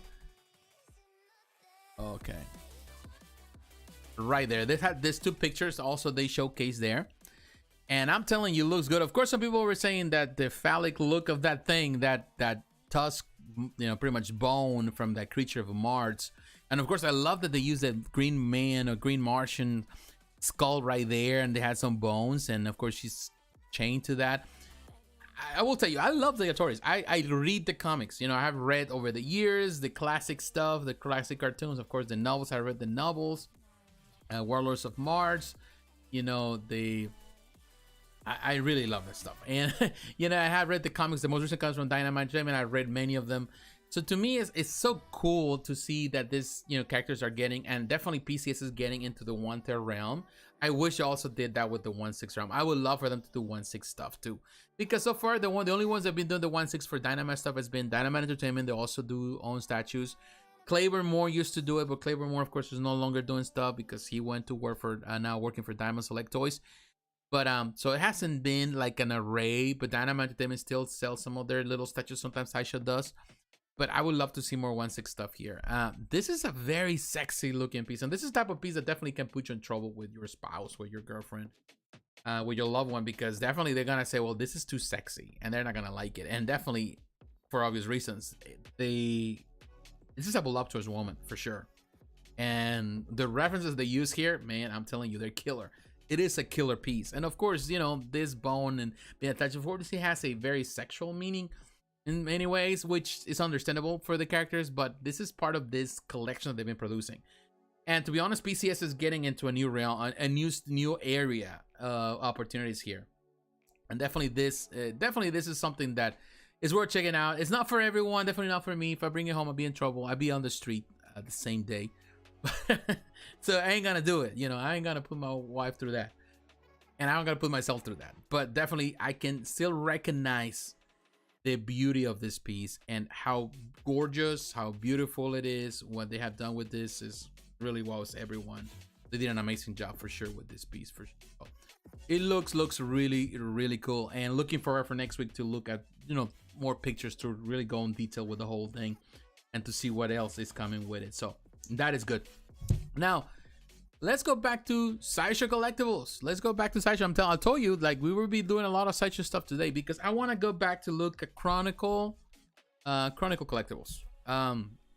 This company, which is based in Europe, it's doing, I think it's doing some really amazing stuff. Still, there's couples, you know, they still gotta prove a lot of things. I have talked about some of the statues they have released so far. I'm still not totally convinced of some of the stuff they're producing, but I do give them the benefit of the doubt because I think companies, you know, they're trying their best to be there. You know, they're trying their best to produce their best product. And sometimes people are too critical with some companies. You know, I seen that recently, people criticizing other companies. Probably I'll talk about it at the end of the video. You know, the stuff that I've seen with J&D, for example, but I'll talk about it at the end of the week. I didn't want to talk about it, but I think I'm going to talk about it. But this is it. You know, there are two different versions. You got the collector's edition, which is $1,600 and fine. Now the ultimate edition, $2,000, has everything that you need to have with this piece. Now let's see who is involved. If they give us an idea of the people involved here, it doesn't tell us who is the sculptor. Shame on them. Because I would love to see that. Oh, actually, well, it doesn't say it's produced by them, but it doesn't say who's doing it. I will find out at some point because, you know, of course, you have to go to Facebook and find out through the different companies. But looking at this one, as the ultimate version, it has all the different weapons and all the interchangeable parts. Love the base. You know, we have seen statues before, of course, of this, a quarter scale of that. As a 1/3, I don't think there's another 1/3. So, oh, of course, you know, the one that is produced by, I will say by, what is that? Oh, Prime1 Studio, and I think that's a good one too. This is good. I like it. But I think the one, let me go back. Now that I and we're gonna go to Prime1 Studio, I'm telling you. But now that we're doing this, let me double check, because I think the one from Prime1 Studio, which is already sold out. Oh, I don't know what Devil May Cry was there. Terminator. You see, when you do things like life, so much stuff that you have to, what the heck, I misspelled Terminator.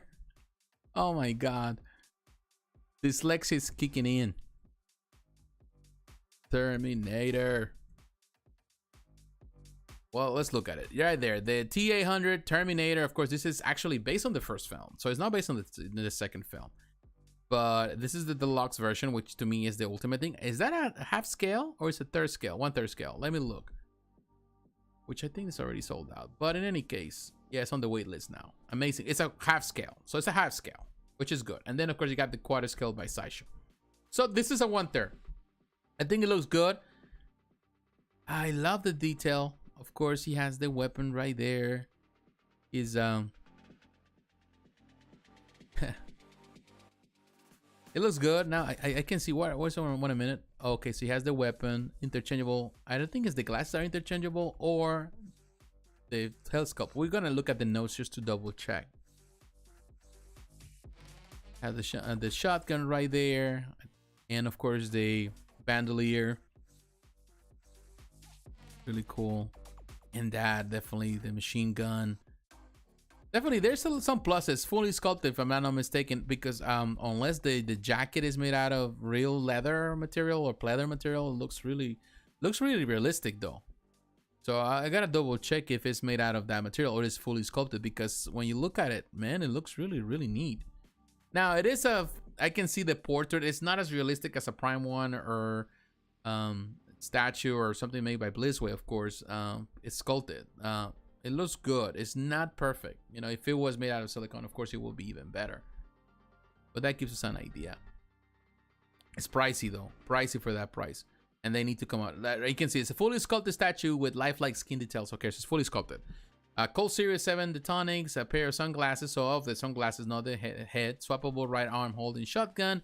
Right arm holding grenade launcher. Left swappable arm. So they have a lot of swappable parts. Holding different guns. One base with removable magnetic theme plaque, which plaques are fine. So for 40 minigun bullets base accessory for Cyberdine attack base theme. 9 grenade launcher bullets for bell. So it's fully stone. So it's all sculpted. We'll see. I want to see it. I want to see more in-person pictures to really know how good this is. But so far, it's not bad. I'm not gonna say that it's bad. Definitely, there is some potential there. All right.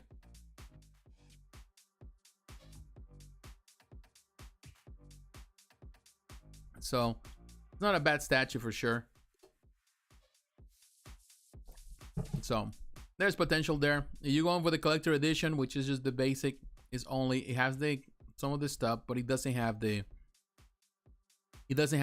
bandolier, so it doesn't have the minigun and all that stuff, so it just has some of the basics. Now with the glasses, They look kind of funky. Could be worse though. No, it's not bad, you know, but I would say it's still, I found it steep on the price too. It's a third scale, but 1/3 scale, but still I feel that a little bit pricey. And the only way that you can justify a price like that is for the quality to be really there when it needs to be for people to really love it. So that's what it is. All right, guys. Now, we were at Prime1 Studio. So let's move on to Prime1 Studio now. And I want to talk about these two pieces that were released this week. I got the City Hunter Predator bus. Let's talk about that one first. Of course, you already purchased the everything else. You know, you have the in this case the ultimate bonus version. We talk about it, which I think is phenomenal piece. But now if you want the bus here, probably present the edition everyone was waiting for in the premium bus series for the City Hunter Predator, the 1/3 scale City Hunter Predator premium bus from Predator 2. At over 15 inches tall, the City Hunter Predator premium bus is a welcome addition to your premium bus collection. All the magnificent swappable heads that came with your, you know, the original City Hunter Predator Prime, one so you could leave its legion of fans without one last swappable head to round out their collection and displays. Of course, this is something that has created some, in the past, of course, some frustration with collectors, which I totally understand, because what they do is like they give you an extra portrait and you gotta pay $800 for an extra portrait and a base where you can put the swappable heads. And to me, that is a bit tacky. It's always, I feel that it's a bit tacky. I totally understand what they try to do. But at the same time, I feel like, okay, now you give me something extra. It has the LED illumination, which is fine. But all you have is just a stand for the portrait. That's all it technically is. And it's fine if you want to do it that way. But, hey, Gutton's Mine, how you doing, sir? Welcome. But charging $800, that's a bit tacky, you know, like, because you sold the other one as the ultimate thing. Now you're adding something to the ultimate thing, so that makes the other thing not the ultimate thing. You know, that's how it is. So, yeah, you can use the portrait, and you can use the stand. You know, the pretty much the torso, the body, just to stand for other portraits. Which I'm fine, you know, if you want to do it that way. But $100, I think, you know, it's expensive accessory. So yeah, it's not for everyone. It's cool, and I know some people are gonna go for it, but still, it's not necessary. But hey, it is what it is. You know, you do whatever you do with whatever you want to do with your money and your collection. All right, so that was the first thing. Now, the second thing I want to talk about is this piece that I think a lot of people are fans of, and the Dark Knight's Metal collection. It's awesome. You know, I gotta be honest with you. I'm not really a big Dark Knight's Metal fan, but this statue, the Dead, I think it was highly anticipated. Of course, people complain about the price now. It's not cheap at all. We understand that. It's $1,800. Which it is top money right there. But this one, the bonus part comes with a swappable head part, which I love. That you know, that interchangeable head. But look at this one. It's such a detail on this piece.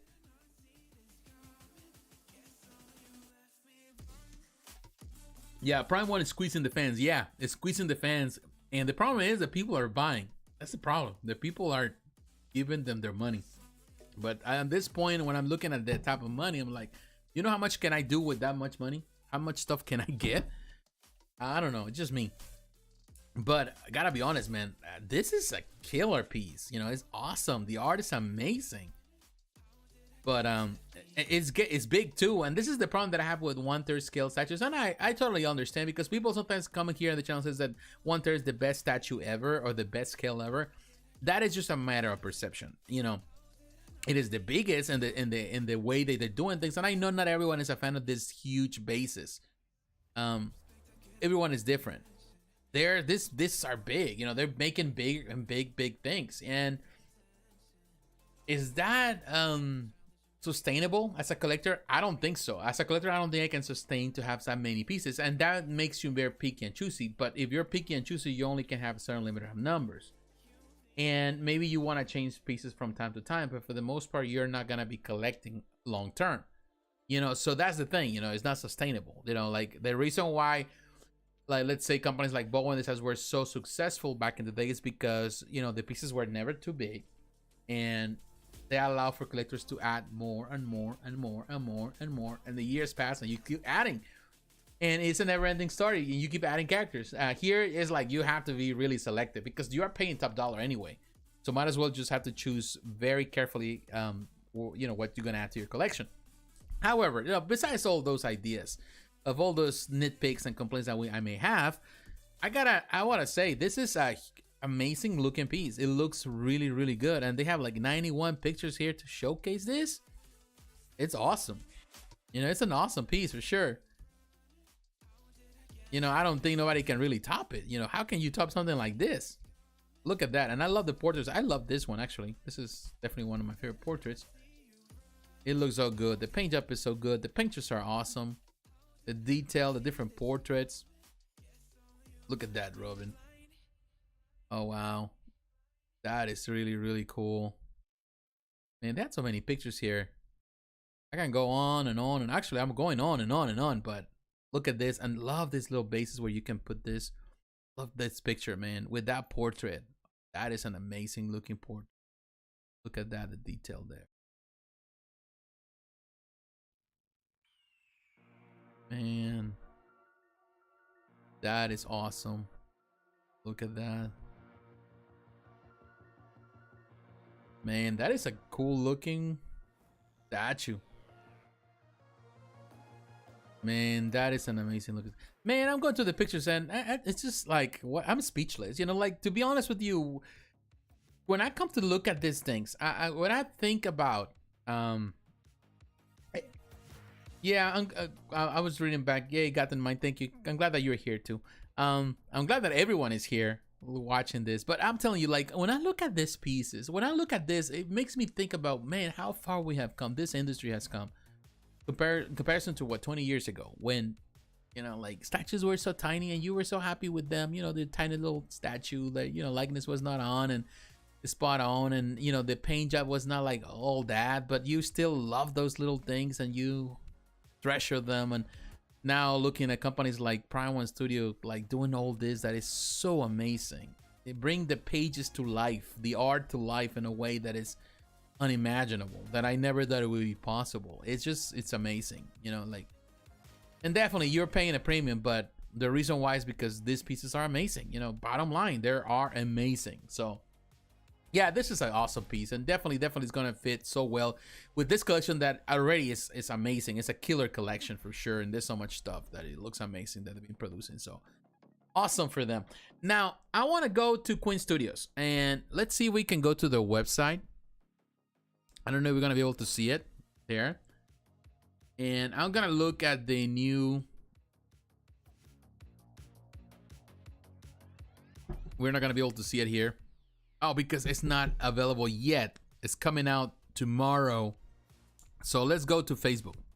Facebook is the place to go for this. Stay tuned, because tomorrow, the 13th, if I'm not mistaken, that's when this is going live. So we're going to Queen Studios Collectibles. All right, here. And this is only available right now. Well, they have now the Queen Studios time. We're gonna look at this in a moment. But I want to look at this one. This is here. We're gonna look at some of the pictures. First, we're gonna look at this picture. This is based on the Transformers Revenge of the Fallen. And of course, this is the Jetpower Optimus Prime versus Megatron. They already showcased this. That we saw that on some of the events in China. And this is a huge diorama. Now, it's busy. To me, when the dioramas get like this, they get so busy with the Transformers. There's so much to look at. That is my only concern with this one, because the one that Prime1 did with the Jetpower also is kind of busy with the whole base, but it's just Optimus. Now with Megatron, all of that, it can get tricky. At different pictures and angles, it kind of like everything kind of meshes together, so it's not like you really see the separation of the division. But this is a piece that definitely needs some distance, so you can, like this one right here, you can appreciate that base and Megatron. He has a light-up feature, and then Optimus Prime. Now you can really see this and appreciate the vast image that you have here. Paint job is amazing on this piece. And I don't know how much it's going to be. Only available in mainland China, but of course you're gonna be able to find it probably at Spec Fiction, places like that. But I'm already foreseeing this to be on the thousands. This is gonna be, in my opinion, gonna be over 2,000, 3,000. It could be even $4,000. That's just my opinion, of course. Don't catch me on that. Don't say that I'm wrong, that I'm just telling you something like this. I feel that it's gonna get to that place because dimension wise it's gonna be over a meter tall. So you're looking, technically we're at that idea, you're looking at the size of a half scale piece. Although it's not a half scale, of course, it's on the same dimensions of the height. Love the base with the dirt of the ground. Of course, if you're based on the Revenge of the Fallen, everything happens on pretty much in Egypt with the pyramids and the desert. So of course they try to represent that battle, which I think, looking at the pictures, it looks really, really cool. And those turbines there, the level of detail of this piece. And, you know, this is what I'm glad to see this, because so far, well, we have seen the companies that we have seen doing the Transformers stuff based on the movies. Of course, Prime1 has been the killer. But now seeing Queen Studios getting into that realm, I feel that there's adding more competition and it's making this, because there's so much popularity for this collection, for this line, particularly in Asia. They love Transformers, the Bayformers. So it's going to be really, I want to see what is it that these companies are going to do. What are they bringing? Another company that was doing a lot of Transformers stuff, but it was more on the cartoons, that was Imagineering Art. With, you know, Imagineering Art is not been, they stopped doing anything. I think they, in some ways, they kind of went out of business, although the company still exists. But Imagineering Art, you know, in this case, they were doing all this stuff. I know the owner too. We were friends on Facebook, and you know, we talked for a while back in the day. I haven't talked to him forever, but I know he hasn't been doing stuff. But he was just concentrating on the cartoon. Things got on the cartoons and the comics, all that kind of stuff. But things didn't go so well in the end. But I would love to see more companies doing Transformers stuff. Well, look at the detail there. Love the detail on that base. The threads and the dirt, even the dirt that they put on the robot, and in this case on Megatron's threads. Furniture that is being broken. This gives you an idea of the dimensions. Really a large piece, 102.5 centimeters. Really tall. 70 centimeters in width, and the depth is also 70 centimeters. That is a huge piece. It's going to be expensive. I don't think there's a price point here that is being given, or maybe it is, and I didn't even notice. No, this is mainland China, so it doesn't really say. Of course, it has, we don't know. But here's another idea. There's another pictures on display. That is a huge piece, and there's so much detail on this. This is very comparable to what Prime1 does. Nice detail, amazing piece for sure. Love that. Look at that, the dirt. It's really well done. The sand, amazing piece for sure. Definitely Queen Studios is doing killer stuff. Now, this is the announcement I did today. The breaking news, now available at Sideshow. The Queen Studios team is pleased to announce that some of our life-size Marvel busts will be able to order across the USA directly from Sideshow, which is great news for a lot of people. Behind the scenes, the Queen Studios team have been working hard with Sideshow and Marvel to make more collectibles available from official channels in the US. And we're sure that this will be a start of a partnership that makes it easier for US collectors to order their favorite collectibles. This is great news, and to be honest with you, I wasn't prepared for this one until I came and I saw it, and I was like, you know, I just was looking at Sideshow and I saw, wait a minute, those are Queen Studios buzz. So I came to Facebook and I look at this, and to me, this is phenomenal news, because Queen Studios, you know, it's a company that is really doing amazing stuff, and unfortunately, it's limited. You know, people have to order through SpecFiction, through all the other routes, and you know, have to pay for the shipping and all that kind of stuff. So of course that hurts the wallet. So now having this partnership with Sideshow, that means that the price also is going to be you know, it's going to be better for the shipping costs in the end. So it's gonna, those savings are going to be passed to the consumer. And to me, it was about time, because you know, and you know, I don't know why even Sideshow is not doing XM Studios, of course, because they have this competition, particularly the quad scale realm. But because they've been doing the buzz also with, what is that, Infinity Studio. So to me, it was natural for them to start working with Queen Studio. Of course, not with the buzz, but hopefully that leads into other things. So let's go to Sideshow. So I'll give you an idea. And I have talked about all this buzz throughout since they've been released. Since last year, I think I talk about a lot of this buzz pieces. And we're going to look at that. Here you can see, so they have the Vision. It's almost gone because they've been selling out quickly. They got the Rescue Pepper Pots. I think the price is really good. The Iron Man Mark 7. And I think that's a phenomenal piece, $1,600. They have this Carnage, which a lot of people love and consider the best. Although I will tell you, like I mentioned before with Carnage, I definitely don't like the paint job they did with the teeth. It looks too dark for me. But it's good that they have it. And this is a phenomenal. A lot of people love this Carnage. So now this boss, I will tell you, they're superior to the boss created by Sideshow, in my opinion. So that is good. Like they bring in them here now. The Mark 7, phenomenal. It is really cool. Has the light up, features LEDs, all that stuff. So that is really cool. So man, there's a lot of pictures from different angles. This is exciting news, to be honest with you, to see that we're, you know, now we get into see Queen Studios Sideshow. It's surreal, man. I'm telling you, it's surreal to see what companies are doing and the level of competition they have. That to me is amazing. It is really amazing. All right, guys, this is getting really cool. Hey, this is really cool. All right, so I want to say to all of you, man, all of you guys, love the fact that you are here spending time with me, and thank you. Definitely, I love Fridays. I think Fridays are better, but I'm doing this, you know, so we can have a little more of you know, the opportunity to. But tomorrow I gotta do things for the family, so we're gonna be out of town. So, but I love to do the live streams because I get the chance to talk about all the collectibles that there are companies are releasing and selling. In my opinion, it's amazing. All right, I want to talk about this. Now that I have all of you here, let me drink this, and I'm gonna get into it. Maybe I get into a rant right now.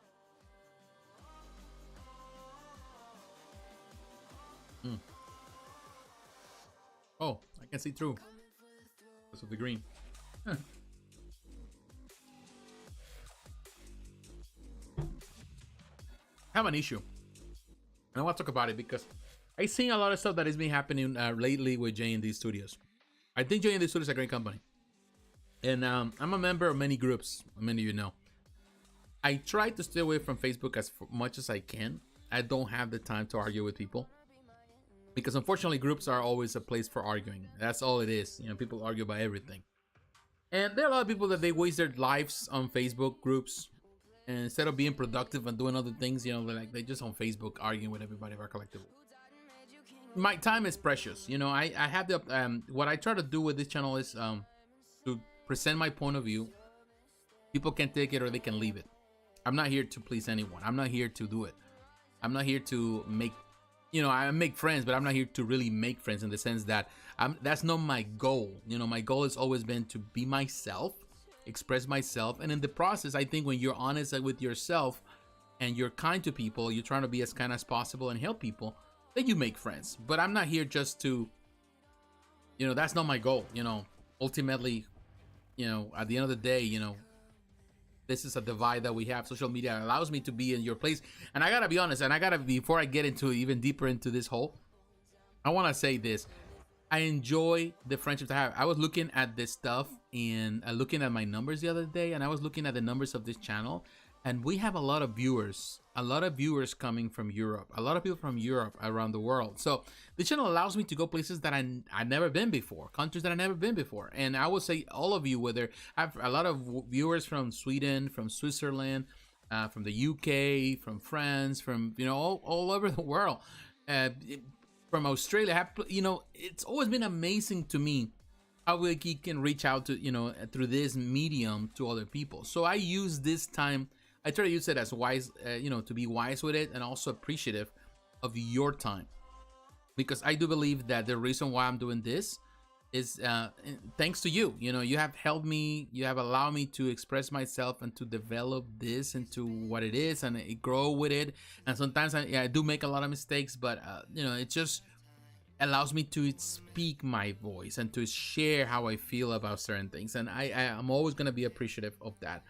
But I will say one thing that you know that I do. I try to be as respectful as possible of people and companies, producers primarily. Why? Because I do understand that people involved in this industry are here first and foremost because they love what they do. This is not the type of business that you get into talking about artists, you know, sculptors or painters or everybody that's involved in the industry, just because you want to be a billionaire. You know, yes, some people get the opportunity to become millionaires in this business. You know, there's been people that have proven that and be successful financially. But for the most part, the people that are in this industry, the people that I've met throughout the years, are people like you and me. They're fans. They love what they do. They are passionate about this. They're passionate about the art. They love to create. They are creative. Artists are like that. And unfortunately, they are the people that are in the trenches doing the work, you know, for the companies that in many ways are run by people that want to make money. So sometimes people are very critical of these artists and their work and what they're trying to do. And they're constantly accusing, you know, sometimes even down, you know, right, bashing the art of some people and even the companies, because some of the companies are definitely owned and they run by artists and people involved in the whole process. They want the best. They're fans like you and I, people that they have the intention, the best intentions in their heart. So it doesn't mean that sometimes they get it. But people are constantly saying, well, if you, and I'm talking about, because I was looking at that on J&D Studios channel or Facebook group, people bashing the newest pieces, particularly the what is that, the Harley Quinn, and they were bashing Harley Quinn left and right, saying that it's not the right thing, it's not what they showcase first, and then they were saying, well, if they you know, we paid $2,000 for this piece, it needs to be perfect, and they're talking about perfection and all of that stuff.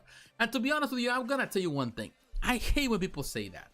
I hate it. You know why I hate it? When people say, well, if I'm paying $2,000, I need perfection. Like, doesn't matter, everything is perfect. When I'm looking at this iPhone, I don't know what model I have. I'm not even the most recent model. When it came out, it was perfect for the time, in the sense that it was good, but it wasn't perfect. There's no such thing as perfection. Every model, every year there's a new model that has enhancements or it's better than the previous model. So perfection doesn't exist. Just pay $2,000 for a statue doesn't mean that it's going to be perfect.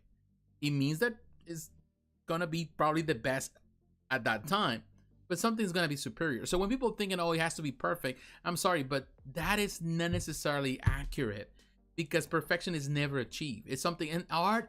There's no such thing as perfection. Things are always improved. People pay top dollar for whatever reason on one thing. Next year, that thing in some ways becomes obsolete because there's something better. Now, that is, in some ways, that applies to how things evolve and how things change. But at the same time, you have to think about that when you are showcase something. Now we have to talk about it as a prototype. You're not paying for the prototype unless you're willing to pay $50,000 for a prototype, because that's sometimes what you pay for a prototype. That's everything that goes into producing that mold, that prototype that is going to be used to cast, you know, to create a mold to cast everything else. So that piece is going to be priced at that. You pay $50,000, that's $50,000. Hey, Agent 31. But if you're not paying $50,000, you're paying $2,000. You're only paying a fraction of a copy of that particular piece. So why is it that you're whining? I'm gonna use it like that, whining about some things that you consider imperfection, and you're using pictures that somebody else posted online, not the best pictures. The original pictures that they use for the promo, they're professional pictures with professional cameras, with professional lenses that, you know, they taking these pictures. And if they taking these pictures, this image, it looks good on the different lighting and shadows, everything looks so good. Of course, now a collector at home using probably a phone, something using pictures, and maybe didn't add, you know, the shorts of the Harley Quinn weren't put together right. So it doesn't look as good, or at least in your impression, and everybody makes a big deal, and everybody's talking about J&D. J&D is stealing your money. J&D wants too much money. J&D doing this. J&D doesn't care, all that. And to me, that's just drama that is unnecessary, because these people are not even buying, first and foremost, and second of all, you know, like, if you're not happy, then return it. You know, first and foremost, if you're not happy, return it. But to think that the company is trying to stiff you out of money with $2,000, I'm sorry. It's across the board. Every company is charging you the same thing. Prime1 is charging you top dollar. So you're getting something that is different. I'm not saying that is going to be 100% perfect. I understand why people were bashing J&D Harley Quinn. The production sample looks better than the prototype. I totally agree. When I saw the prototype, I was like, that looks really good. You know, that looks really good. I'm totally in. And all of a sudden, they got this couple people coming out, and they're the vocal. There was a few guys, and I'm not gonna name him here. There were every 30 minutes there was a new post. Like, oh, I hate this, or I hate that, or look at this, or look at that. And to me, it's like, who is this guy? You know, like, are you really here to troll this company? And to be honest with you, I don't know why they, you know, like sometimes my mad respects for J&D for allowing people to come into their group, and, you know, being trolls. I'm to the point, like, that's the reason why other companies, like, for example, like First for Figures sometimes gets the, you know, hey, the owner, because if you start trolling the company, you know what he does? He kicks you out of the group. It's like, you out. And, you know, then he gets called out and people saying that he's mean and all that. But you know what? Some people, they get tired of, you know, you're trying to produce something.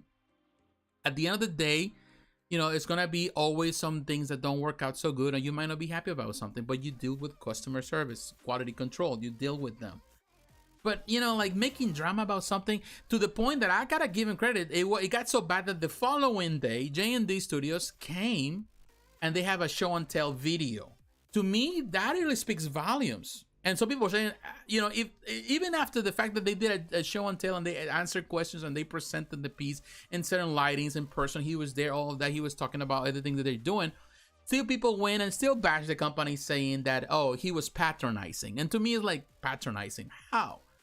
He's answering questions. You ask for questions, you ask him to respond, he's responding. Instead of responding, like going like, you know, this case as a keyboard warrior, he just simply goes and creates a video and talks, this is what we're doing, this is the piece. Yes, some things may not be as good, we're gonna work on it, we're gonna, you know, there's a couple things you gotta do. That to me is not patronizing. That to me is approaching, is being direct with the client, going straight to the point.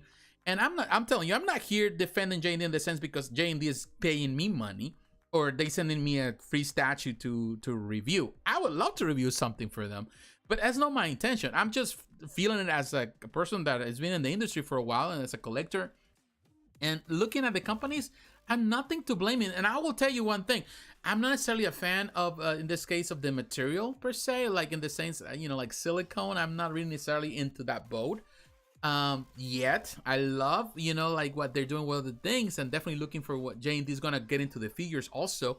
And they've been talking about doing 1/6 scale stuff, so I'm really waiting for what they're gonna do with that. But I'm to be honest with you, I know it's a rabbit hole, and I know, yeah, at the end of the day, we are very passionate. I know collectors are very passionate. I'm not here to make enemies. I'm not here to tell people this and that, but at the same time, I'm not afraid to stay like it is. If you have something against a company, fine, you know, be done with it. Don't buy products from the company, but stop just spreading misinformation and using pictures that you took from somebody else that were not your pictures, and not even best taken pictures, you know, like they don't even look good, are grainy and all, are terrible photos, and you posted that and you're saying that the company is not doing right, the company should do better because you're paying $2,000. That to me is a bunch of bull. You know, it's a lot of bull. Well, he did insinuate that you don't like their Harley, maybe this hobby is not for you. If that's not patronizing, I don't know what it is. But at the same time, you know, this is the thing. The thing is this, you know, I'm not gonna defend them, I'm not gonna say people are wrong, but at the same time, I feel that many collectors are going after these companies in a way, first and foremost, that it sounds more like an attack. And whether maybe it was a charged response, you know, which I totally give it. To be honest with you, I don't blame him, because I will do the same thing.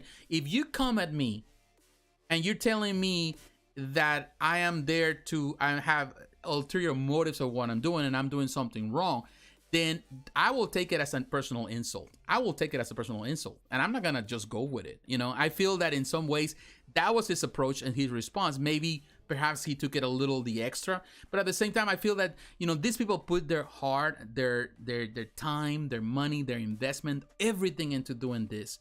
And sometimes some collectors don't appreciate, they don't really approach the questions, or they don't come to these companies and say, hey, I have a problem with this. I don't think this is the right thing. What can you do to fix it? But if you do it in a respectful manner, these companies are gonna respect, in a respectful way, they're also gonna approach you. But I feel that the whole atmosphere right now with collectors is supercharged, with people right away are pointing fingers, people right away are insulting companies and insulting collectors and the producers and saying, oh, they're taking our money, and they're blaming the economy or the pricing on the companies, when in reality the companies are just trying to make a buck. They're trying to charge you. Yes, these are high-end collectibles. These are not cheap collectibles. That is just understood. But to think that they're only there with one intention, that is take your money, that to me, that's just, it's really short-sighted. like that. For example, what you're saying this, Aaron, and I'm not here to argue with you. I gotta be honest with you. I'm not here. But to me, yes, you are the head of a company. But at the same time, that doesn't, as a consumer, doesn't give you the right. But that doesn't give the collector the right to insult the companies. That's the point. This is the point that people, you can come to a company, and that goes in every type of market, because I think people have misunderstood the idea of the companies there to serve you. Yes, they're there to serve you. They're there to sell a product. That doesn't mean that they're gonna simply take collectors' insults, because that's the way it is. Because the way I saw it, this is the way I see it. The way I saw it in the comments, there was a lot of insultings there. There were a lot of collectors going this amount, you expressing their opinion, but not in the most professional, well, I would say professional, but in the most constructive way. I totally understand, and I'm not, I'm not totally arguing with you on that and that. I'm saying that I'm not here to disqualify your opinion, Aaron. I totally get it. I see that people are passionate. Like I said earlier, we are all passionate. I have never met a collector that is not passionate. I'm passionate about my opinion. I'm sure you are passionate about your opinion. I'm sure every collector is passionate about their opinion, and also the companies. But at the same time, the companies are also passionate. The artists, the owners, the people there are passionate about their work. And I feel that in some ways, we all need to respect each other. The same way I need to respect you for your opinion. I may not agree with your opinion. And I gotta be honest, I don't necessarily agree with it, but I totally understand your point. And I respect your opinion. And we can leave it like that. That's the way it is. I'm gonna respect your opinion. The same way I know you respect my opinion. And we have talked about a lot of things in the past, and I know that sometimes we don't see eye to eye. And I totally get it. We don't have to see everything eye to eye. But I feel that in some ways, I feel that this is the point that I wanted to bring. I'm not necessarily just for J&D, because I'm not necessarily talking about J&D. I'm talking about a lot of things that I've seen so far lately that are happening more and more and more in this hobby. And I do see it in every group, not necessarily on the J&D group. I've seen it on, you name every group. I can name every group here. And I see more and more toxic behavior from both sides. We can say producers also being toxic, but also I can say collectors being toxic. And that is not necessarily good. It's not helping the industry. It's not helping the communication. It makes things bad. For example, I gotta use this example. When I was more involved with Statue Forum, Statue Forum is in some, I have issues with Statue Forum. I gotta be honest. I have said that before. I have issues with the owner of Statue Forum. Personal issues that we had in the past. What under the bridge? But that's the reason I'm not there anymore. But the thing is this. I felt that there was a time where a lot of producers were there. Companies were there. Representatives were there. Artists were there. But when things got out of hand, I saw an exodus of many of the artists leaving the forums, and they were not interacting anymore, and they started moving into what in that moment was the Facebook, and Facebook, technically Facebook became the place to hang out with them. So they started leaving, and they start interacting directly on Facebook. And now, of course, Facebook is the biggest place to hang out with other collectors and the producers. They still go from time to time to Statue Forum, Sideshow Freaks, and all of that, but they don't do it as much as they used to, because they got tired of the toxic behavior, because there was a lot of bad conversations happening there. And I feel that Facebook became an oasis for them and for the companies and for the collectors to really interact face to face and talk and express ideas. And it's been like that for a while. But I feel that slowly it's becoming more and more toxic.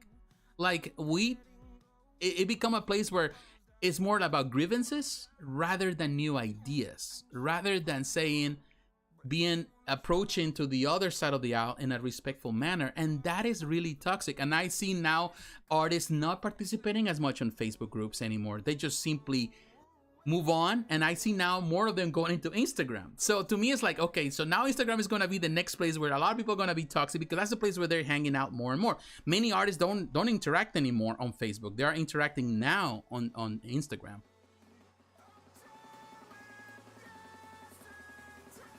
I personally absolutely love most of what Jane did with Harley, but I really think they missed the mark with her portrait. And to me, this is a very important part of Harley. I don't like it for that reason. If the J&D manager thinks this hobby is not for me because I don't like the portrait, I think this is disrespectful and unprofessional of him to say something like this. Well, I would say one thing. you know, this is the thing. You know, I'm not, if he disrespected you, I totally understand. And if you don't want to buy from J&D, my advice would be don't buy from J&D. Don't take the disrespect. I will tell you, there was something, I will tell you one thing, something that happened to me this week. There was something that happened when I purchased something from Sideshow this week. And I called customer service and I didn't get the service that I needed. And I never had a problem with Sideshow over the years. But I bought something. I'm gonna give you an idea.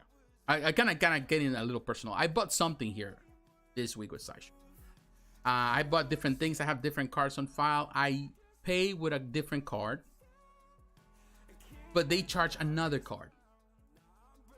That happened this week, and actually on the weekend. So I called. I noticed that there was something off when I look at my bank account on Saturday.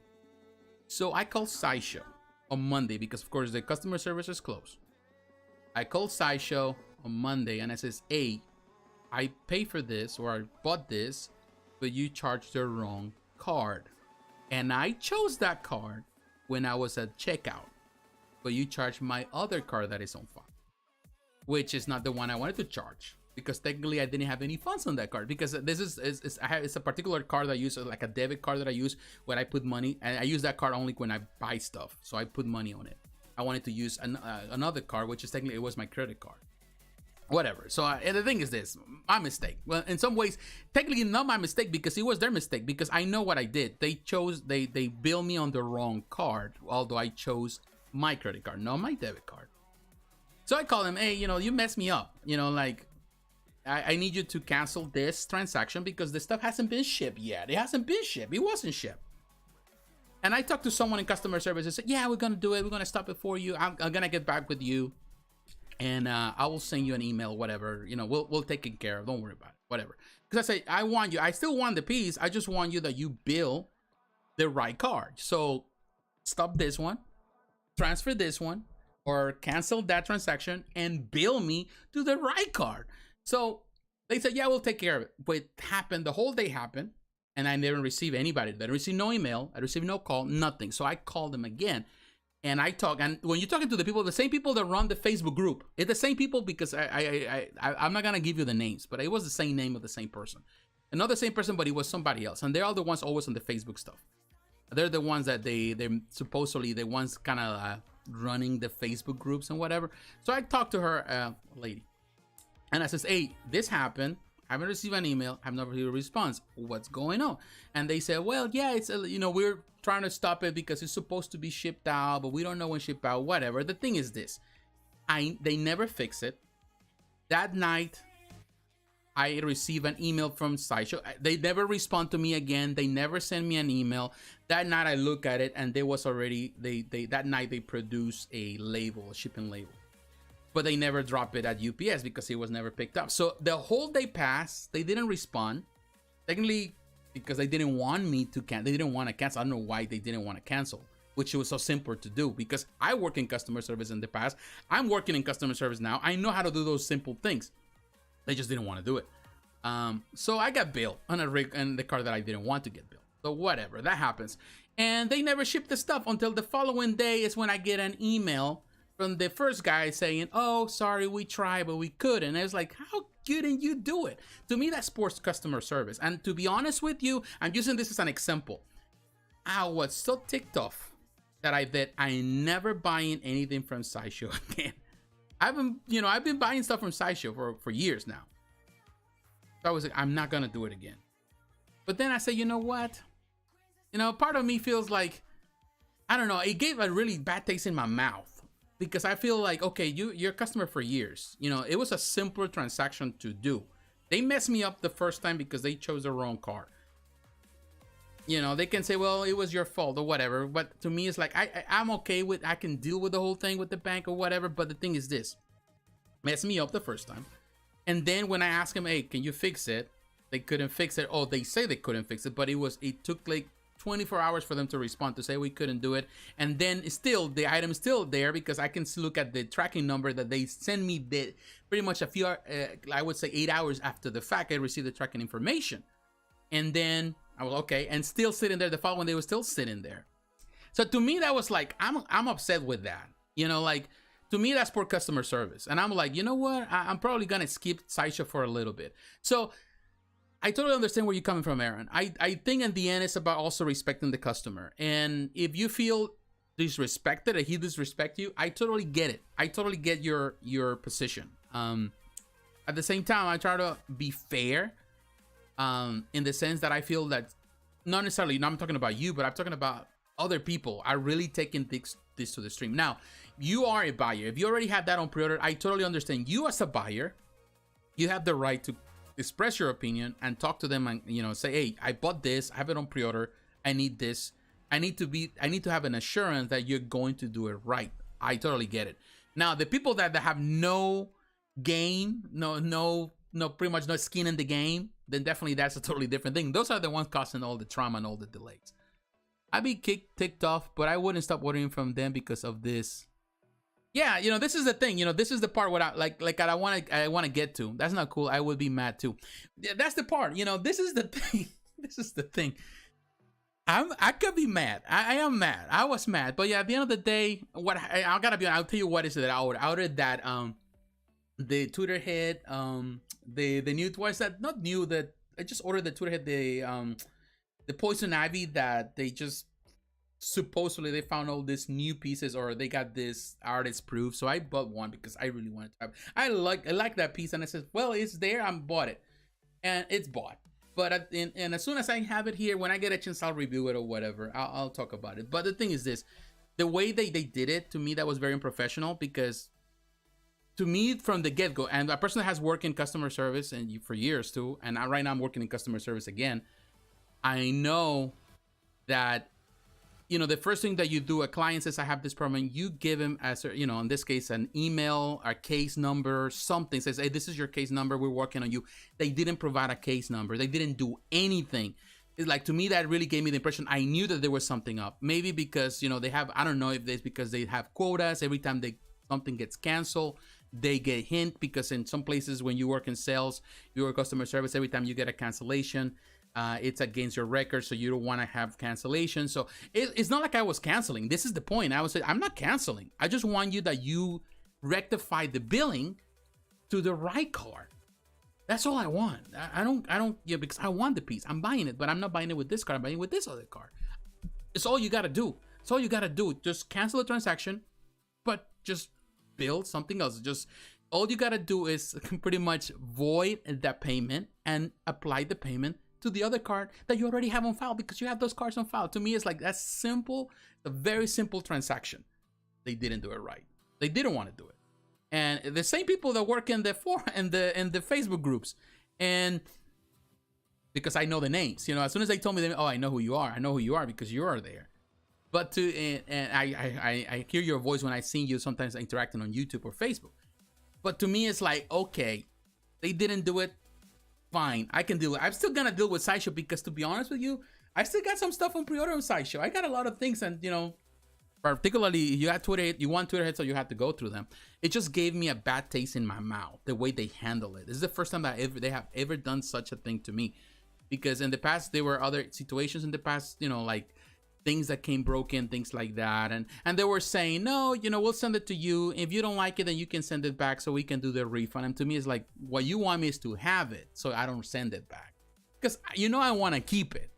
It's just that you bill me wrong. That's all it is. But to me, that was, it's just, it may not be the same situation that you're going through, but at the same time, it's a situation where I totally understand the importance of, I think the companies also have to be very careful how they handle certain things with their consumers, with the clients, because ultimately you're the one paying for, you know, for the companies. You know, you're the one sustaining this company. So I'm sorry, I would say, Aaron, if you feel that, you know, you were disrespected, definitely, I totally agree with you. That's not cool. And definitely, if that was the case, if I was working for them, I definitely would have to make an apology, a more general apology, if you were offended on that. I didn't watch the whole video. I watched parts of the video because I was busy. So I didn't get the whole thing. So I may not have the whole context to totally understand what's happening in the whole conversation. But I understand your point. Do you think the rise of cost shipping has encouraged the rise in negativity? I think so. that is unfortunate. And I know, like, I feel that we all are in this on the edge. And yes, we're on the edge. We're on the edge on everything. Like, I know, for example, like, if I put gas on my vehicle, now it's more expensive than it was. And I think people are on the edge because everything is going up.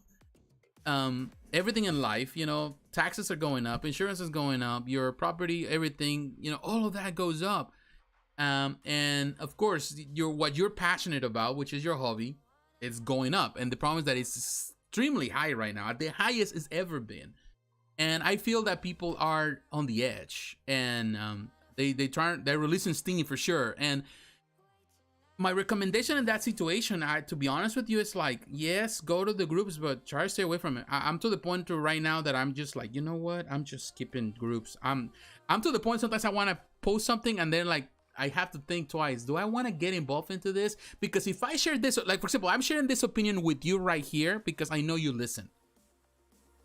But if I share the same opinion on the group, on the J&D group or any other group, oh my God, I will have probably 20 people responding to me.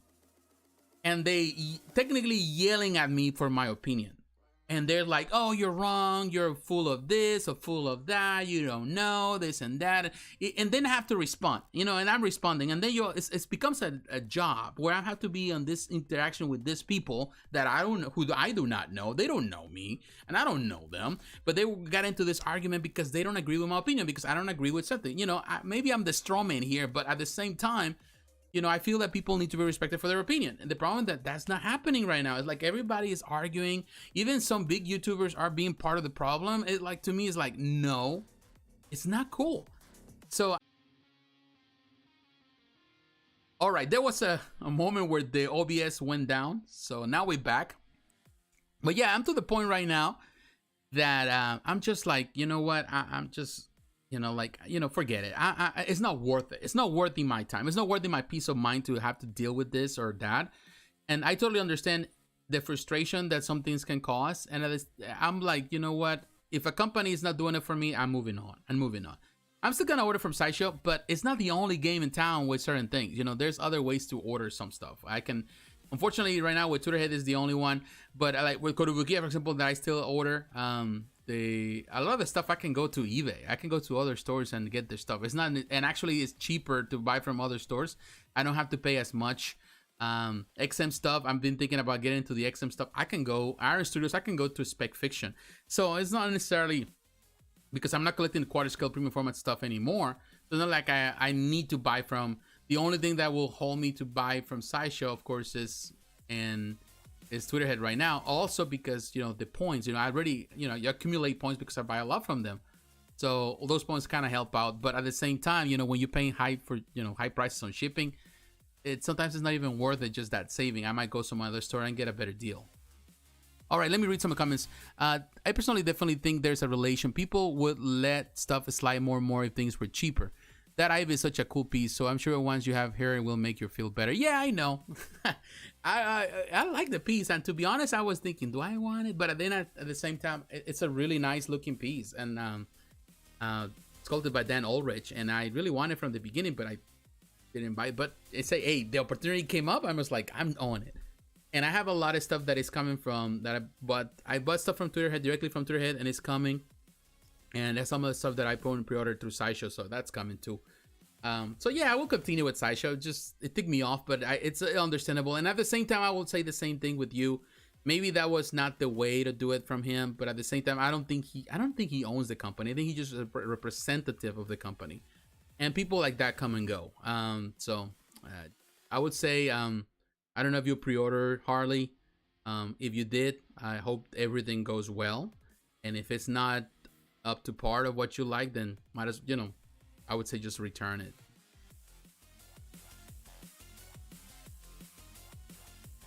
Yeah, and this is the thing, like we don't have to agree. I think that's the part where I always been a firm believer.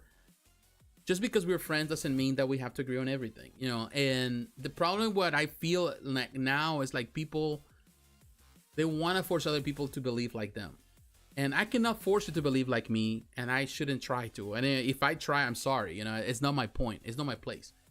we're going to disagree on some things, but I think at the end of the day, it's about respect. You know, we have to respect each other. We all have different points of views, but I think it's about interacting and bringing those point of views in a way that there's a discourse, but also it's helping the hobby. It's helping the companies also to do a better job in communicating, but also in producing their stuff, but also for collectors to understand and to be at the same time to have, you know, that, you know, to really engage, to be empathetic, you know, with some of these companies and what they have to go through, because they're dealing with the front, you know, they're dealing with high prices, with shipping costs, with a lot of things that add it, and all of that really puts a premium. They have to raise their costs. They have to survive.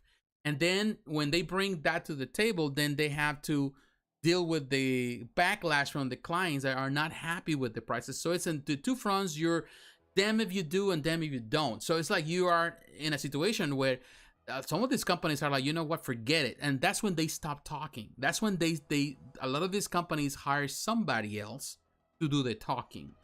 And that to me has always been sad, because that's what I remember when you were able to talk to the people at Sideshow, the main people, the directors and stuff. You were able to talk to them on the forums until things got really toxic and they hire people to be the spokespersons of the company. And then that was something missing there. And that's what's happening with Sideshow, because when you're talking, you're not talking to the main directors, you're not talking to the people involved in the whole production, you're only talking to the spokespeople. And the spokespeople, they just know half the truth. They don't know the whole truth.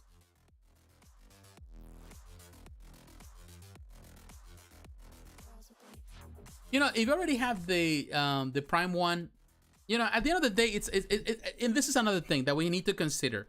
When we talk comparing the sculpted pieces from Prime1 and the silicone, and I have mentioned this many times here on the channel, there's a lot of variables. There's a lot of things that are still unknown about silicone. If it's gonna last longer, if it's gonna be feasible, if it's gonna give you the best likeness. And yes, it gives you one of the best likeness. And at the same time, we're looking at pictures, and pictures sometimes they don't do justice because the angles, because of the type of camera you use and the type of lens you're using. It can make something look different. It warps the image. Every, you know, camera warps an image. That's what some people were saying, even on some of those posts that I read, is saying like, yeah, you have to see this in person to really appreciate it, which we haven't got to the place. Yeah, you can have videos, but even videos can lie to you. So it is a tricky situation. And I totally understand when you're paying $2,000, you want to make sure that $2,000 are well invested. And you're not going to get, you know, a bag full of lemons, you know, but it you know, only time can tell. It's a tricky situation. And I know with the prices that we have right now, it makes it even harder to really, you know, swallow the pill. I think people are very finicky. We're all finicky about it. Wish they listen more to criticism before production. That's another thing that I would say. I totally agree with you. I think J&D went really quick to it. That was a quick production turnaround. It's like a couple months, and it's already, like, to me, that's really fast. Maybe they need to dedicate more time, you know, and, you know, so I know people want things right away, but I think people would understand if you take longer to manufacture something, as long as you get the best product, you know. I think that's a lesson that J&D is gonna have to learn this way, and maybe this is a teaching lesson. And I think they're doing it with Harley, because with other pieces they haven't had the same problem. So I feel that perhaps this is a lesson that they have to be more consistent, be more thorough, more careful, to really keep things like making sure that every piece is up to par of the expectation. So I think that's something that they're a new company too. So as a new company, there's a lot to learn. 3,000 with retailer shipping and tax. Yes, you know, you have to consider that now, which is horrible just to think about that. And that's what I was thinking, because you know, to be honest with you, I wanted to order some stuff from XM Studios, but when I'm thinking directly from XM, but when I'm thinking about the prices, it's like, you know, with the shipping costs, it's like, man, it's so, you know, it's not, I'm like, you know, it's gonna have to be to respect fiction and still paying a premium for that. So the shipping has to be calculated, and this is the thing. We need to come to a place where, of course, the problem right now is that there's not much on like knowledge of how things are right now with the cost. It's so volatile that they don't even know how to price certain things. But it would be nice if we are able to kind of really calculate that from the beginning to really know, because technically you're not paying just the $2,000 price tag, you're also paying $2,000 plus $1,000 shipping costs, which that's, like you said, $3,000, and that goes for everything right now. So it just makes it harder, you know. It does makes it harder, and I don't know how that's gonna change, to be honest. I don't know how they can change it. You know, I think now Prime1 is doing, like, I think they went back into doing the economy shipping. I don't know. Economy shipping has to be an option, I think, for everybody. And I know economy shipping also comes with risk, but if they pack this stuff really well, I think, you know, I'd rather wait, you know, whatever time it takes. Like back in the day when I used to remember, when I used to, things have, you know, changed now, but like I would say 15 years ago when I was selling a lot of stuff on eBay, I remember that if I saw, you know, there were items that I sold, you know, a lot of people didn't want to sell stuff to Asia. I was selling stuff to Asia and other countries. And sometimes it would take up to 30 days for something to arrive if I was selling. But I always make sure that it was packed well. And I will make sure that I have my tracking information. I send it to Turkey or places like that. And it will take 30 days, something just to arrive. But it did. And that was the best way, because I was doing it through the postal service, the cheapest way, just to kind of give a saving to the buyer, to, in this case, to the buyers. For them, didn't have to pay, because they still got to pay, you know, for the, you know, for their fees and stuff like that. They have to pay for the import fees and all that.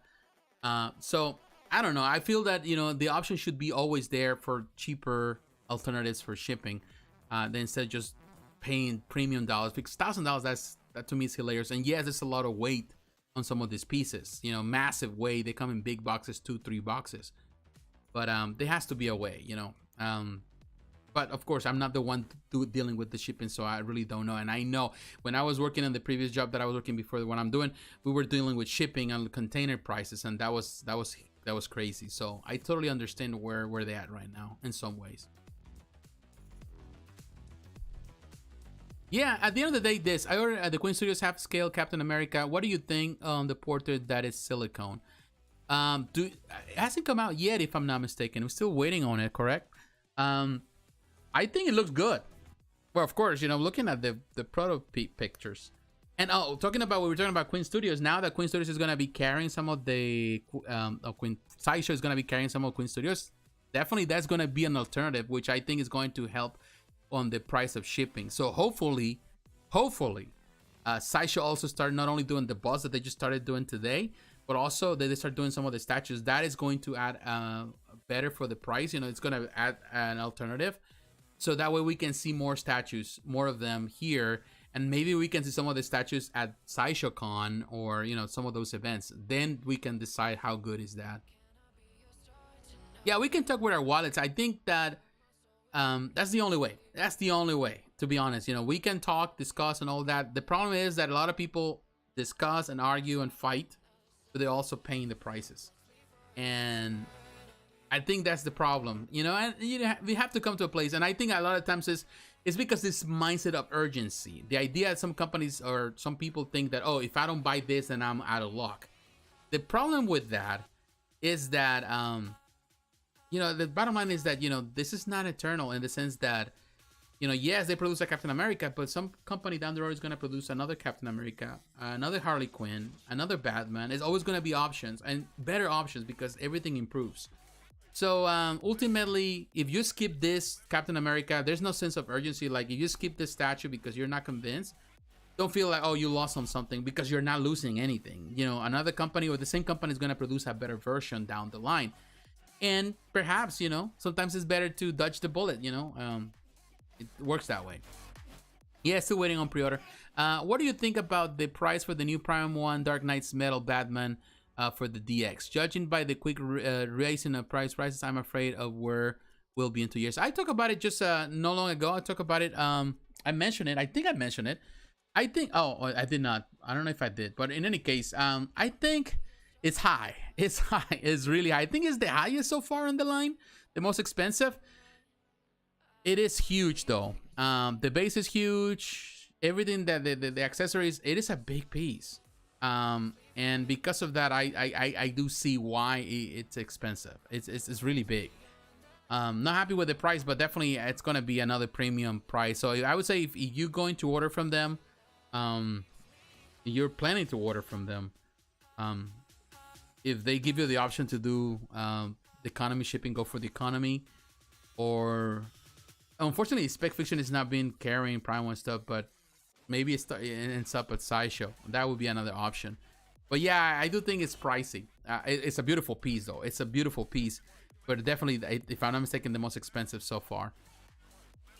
PN is definitely producing art and are demanding those art level prices. Yeah, I think all these companies are producing art in one way or the other. Some is good, some is bad. I think at the end of the day, the biggest problem that we're facing is price right now. You know, with the likeness of things or this and that, there's always going to be a divide. You know, companies going to try to be as close as possible. They're never going to match the 100%. Even the prototype. The prototype is never going to match the real person 100%. And the production piece is never going to approach the prototype 100%. But it's going to be a closeness to it. And I think that this Harley, talking about the J&D, I think it's close. I think it's really, really close. Closer than anything else.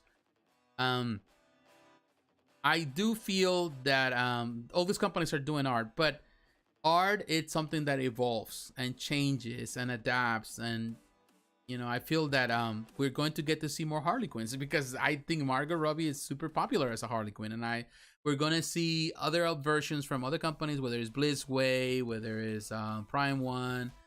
Now, of course, we got J&D, also, I think Queen Studio. It's so many companies, and whoever else still is coming, you know, because there's more companies coming. So options are there, and definitely it's important to always keep that in mind.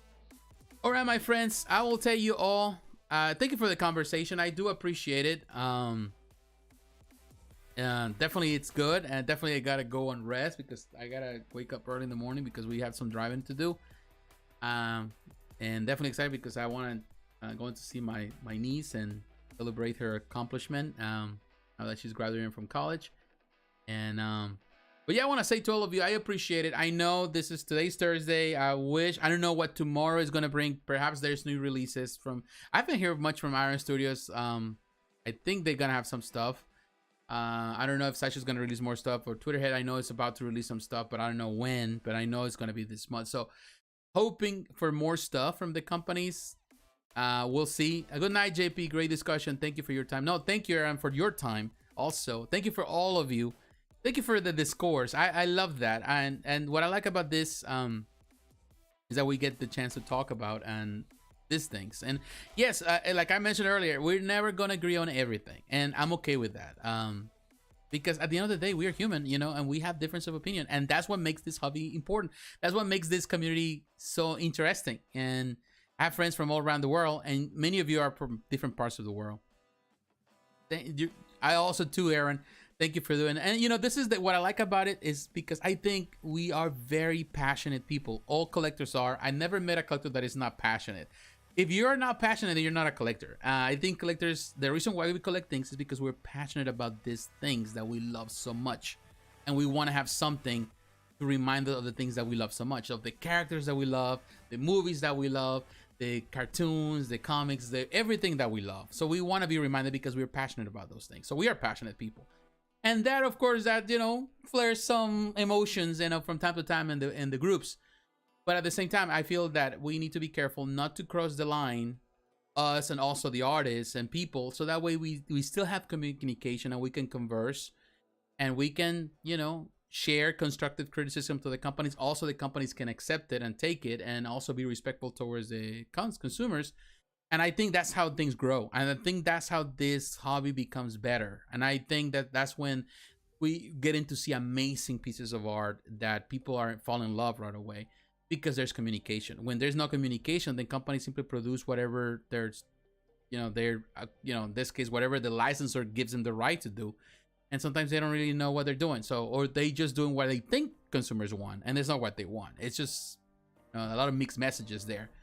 So I feel that it's about that. And hopefully, crossing my fingers, prices come down you know, the shipping costs and material costs, which we don't know when, but I'm hoping, I'm praying, because that way at least the prices can stay, you know, where they need to be. Coming down, I doubt it, but at least to stay where they need to be for the next 5 years or more. But because if not, this is gonna be it's gonna be just for the rich, and this is gonna, unfortunately, many companies are not gonna survive that, because a lot of companies, they still need the middle class people, they still need the middle class consumer, they still need the people like that, they, you know, they're buying their products, they still need that. But only time can tell, man. All I can do is just pray for the best and prepare for the worst too. So all right, everyone, have a good night and take care, my friends, and I'll see you next week. And if there's anything that comes out this weekend that we didn't talk this week, we'll have it for next week, and we'll talk about it. Also, I'm watching right now, I haven't reviewed anything. I have stuff that I need to review. I have books, action figures, statues that I need to review. Man, I need to get to the point to it. I need to get to the time. So be prepared, be patient with me while we're going through the whole thing with the job and the family and all that stuff. But I will start making more videos. You know, God allows. And also, what else I'm gonna start doing? Oh yeah, I'm gonna start sharing more stuff here in the channel with the statues and, you know, whatever. You know, we're gonna be doing more stuff. Also, I want to start reviewing some stuff. Movies. I haven't watched the Doctor Strange 2. I haven't had the chance to go. I didn't get the chance this week to go to the movie theater. Maybe next week. I'm watching right now Moon Knight, and so far I'm invested. I'm on the 3rd episode. I've still got 3 more episodes to go. Not bad. I'm gonna review it. But everyone, I'll see you next week, and take care, my friends. Have a good night. Have a blessed night, and enjoy the weekend too. See you later. Bye.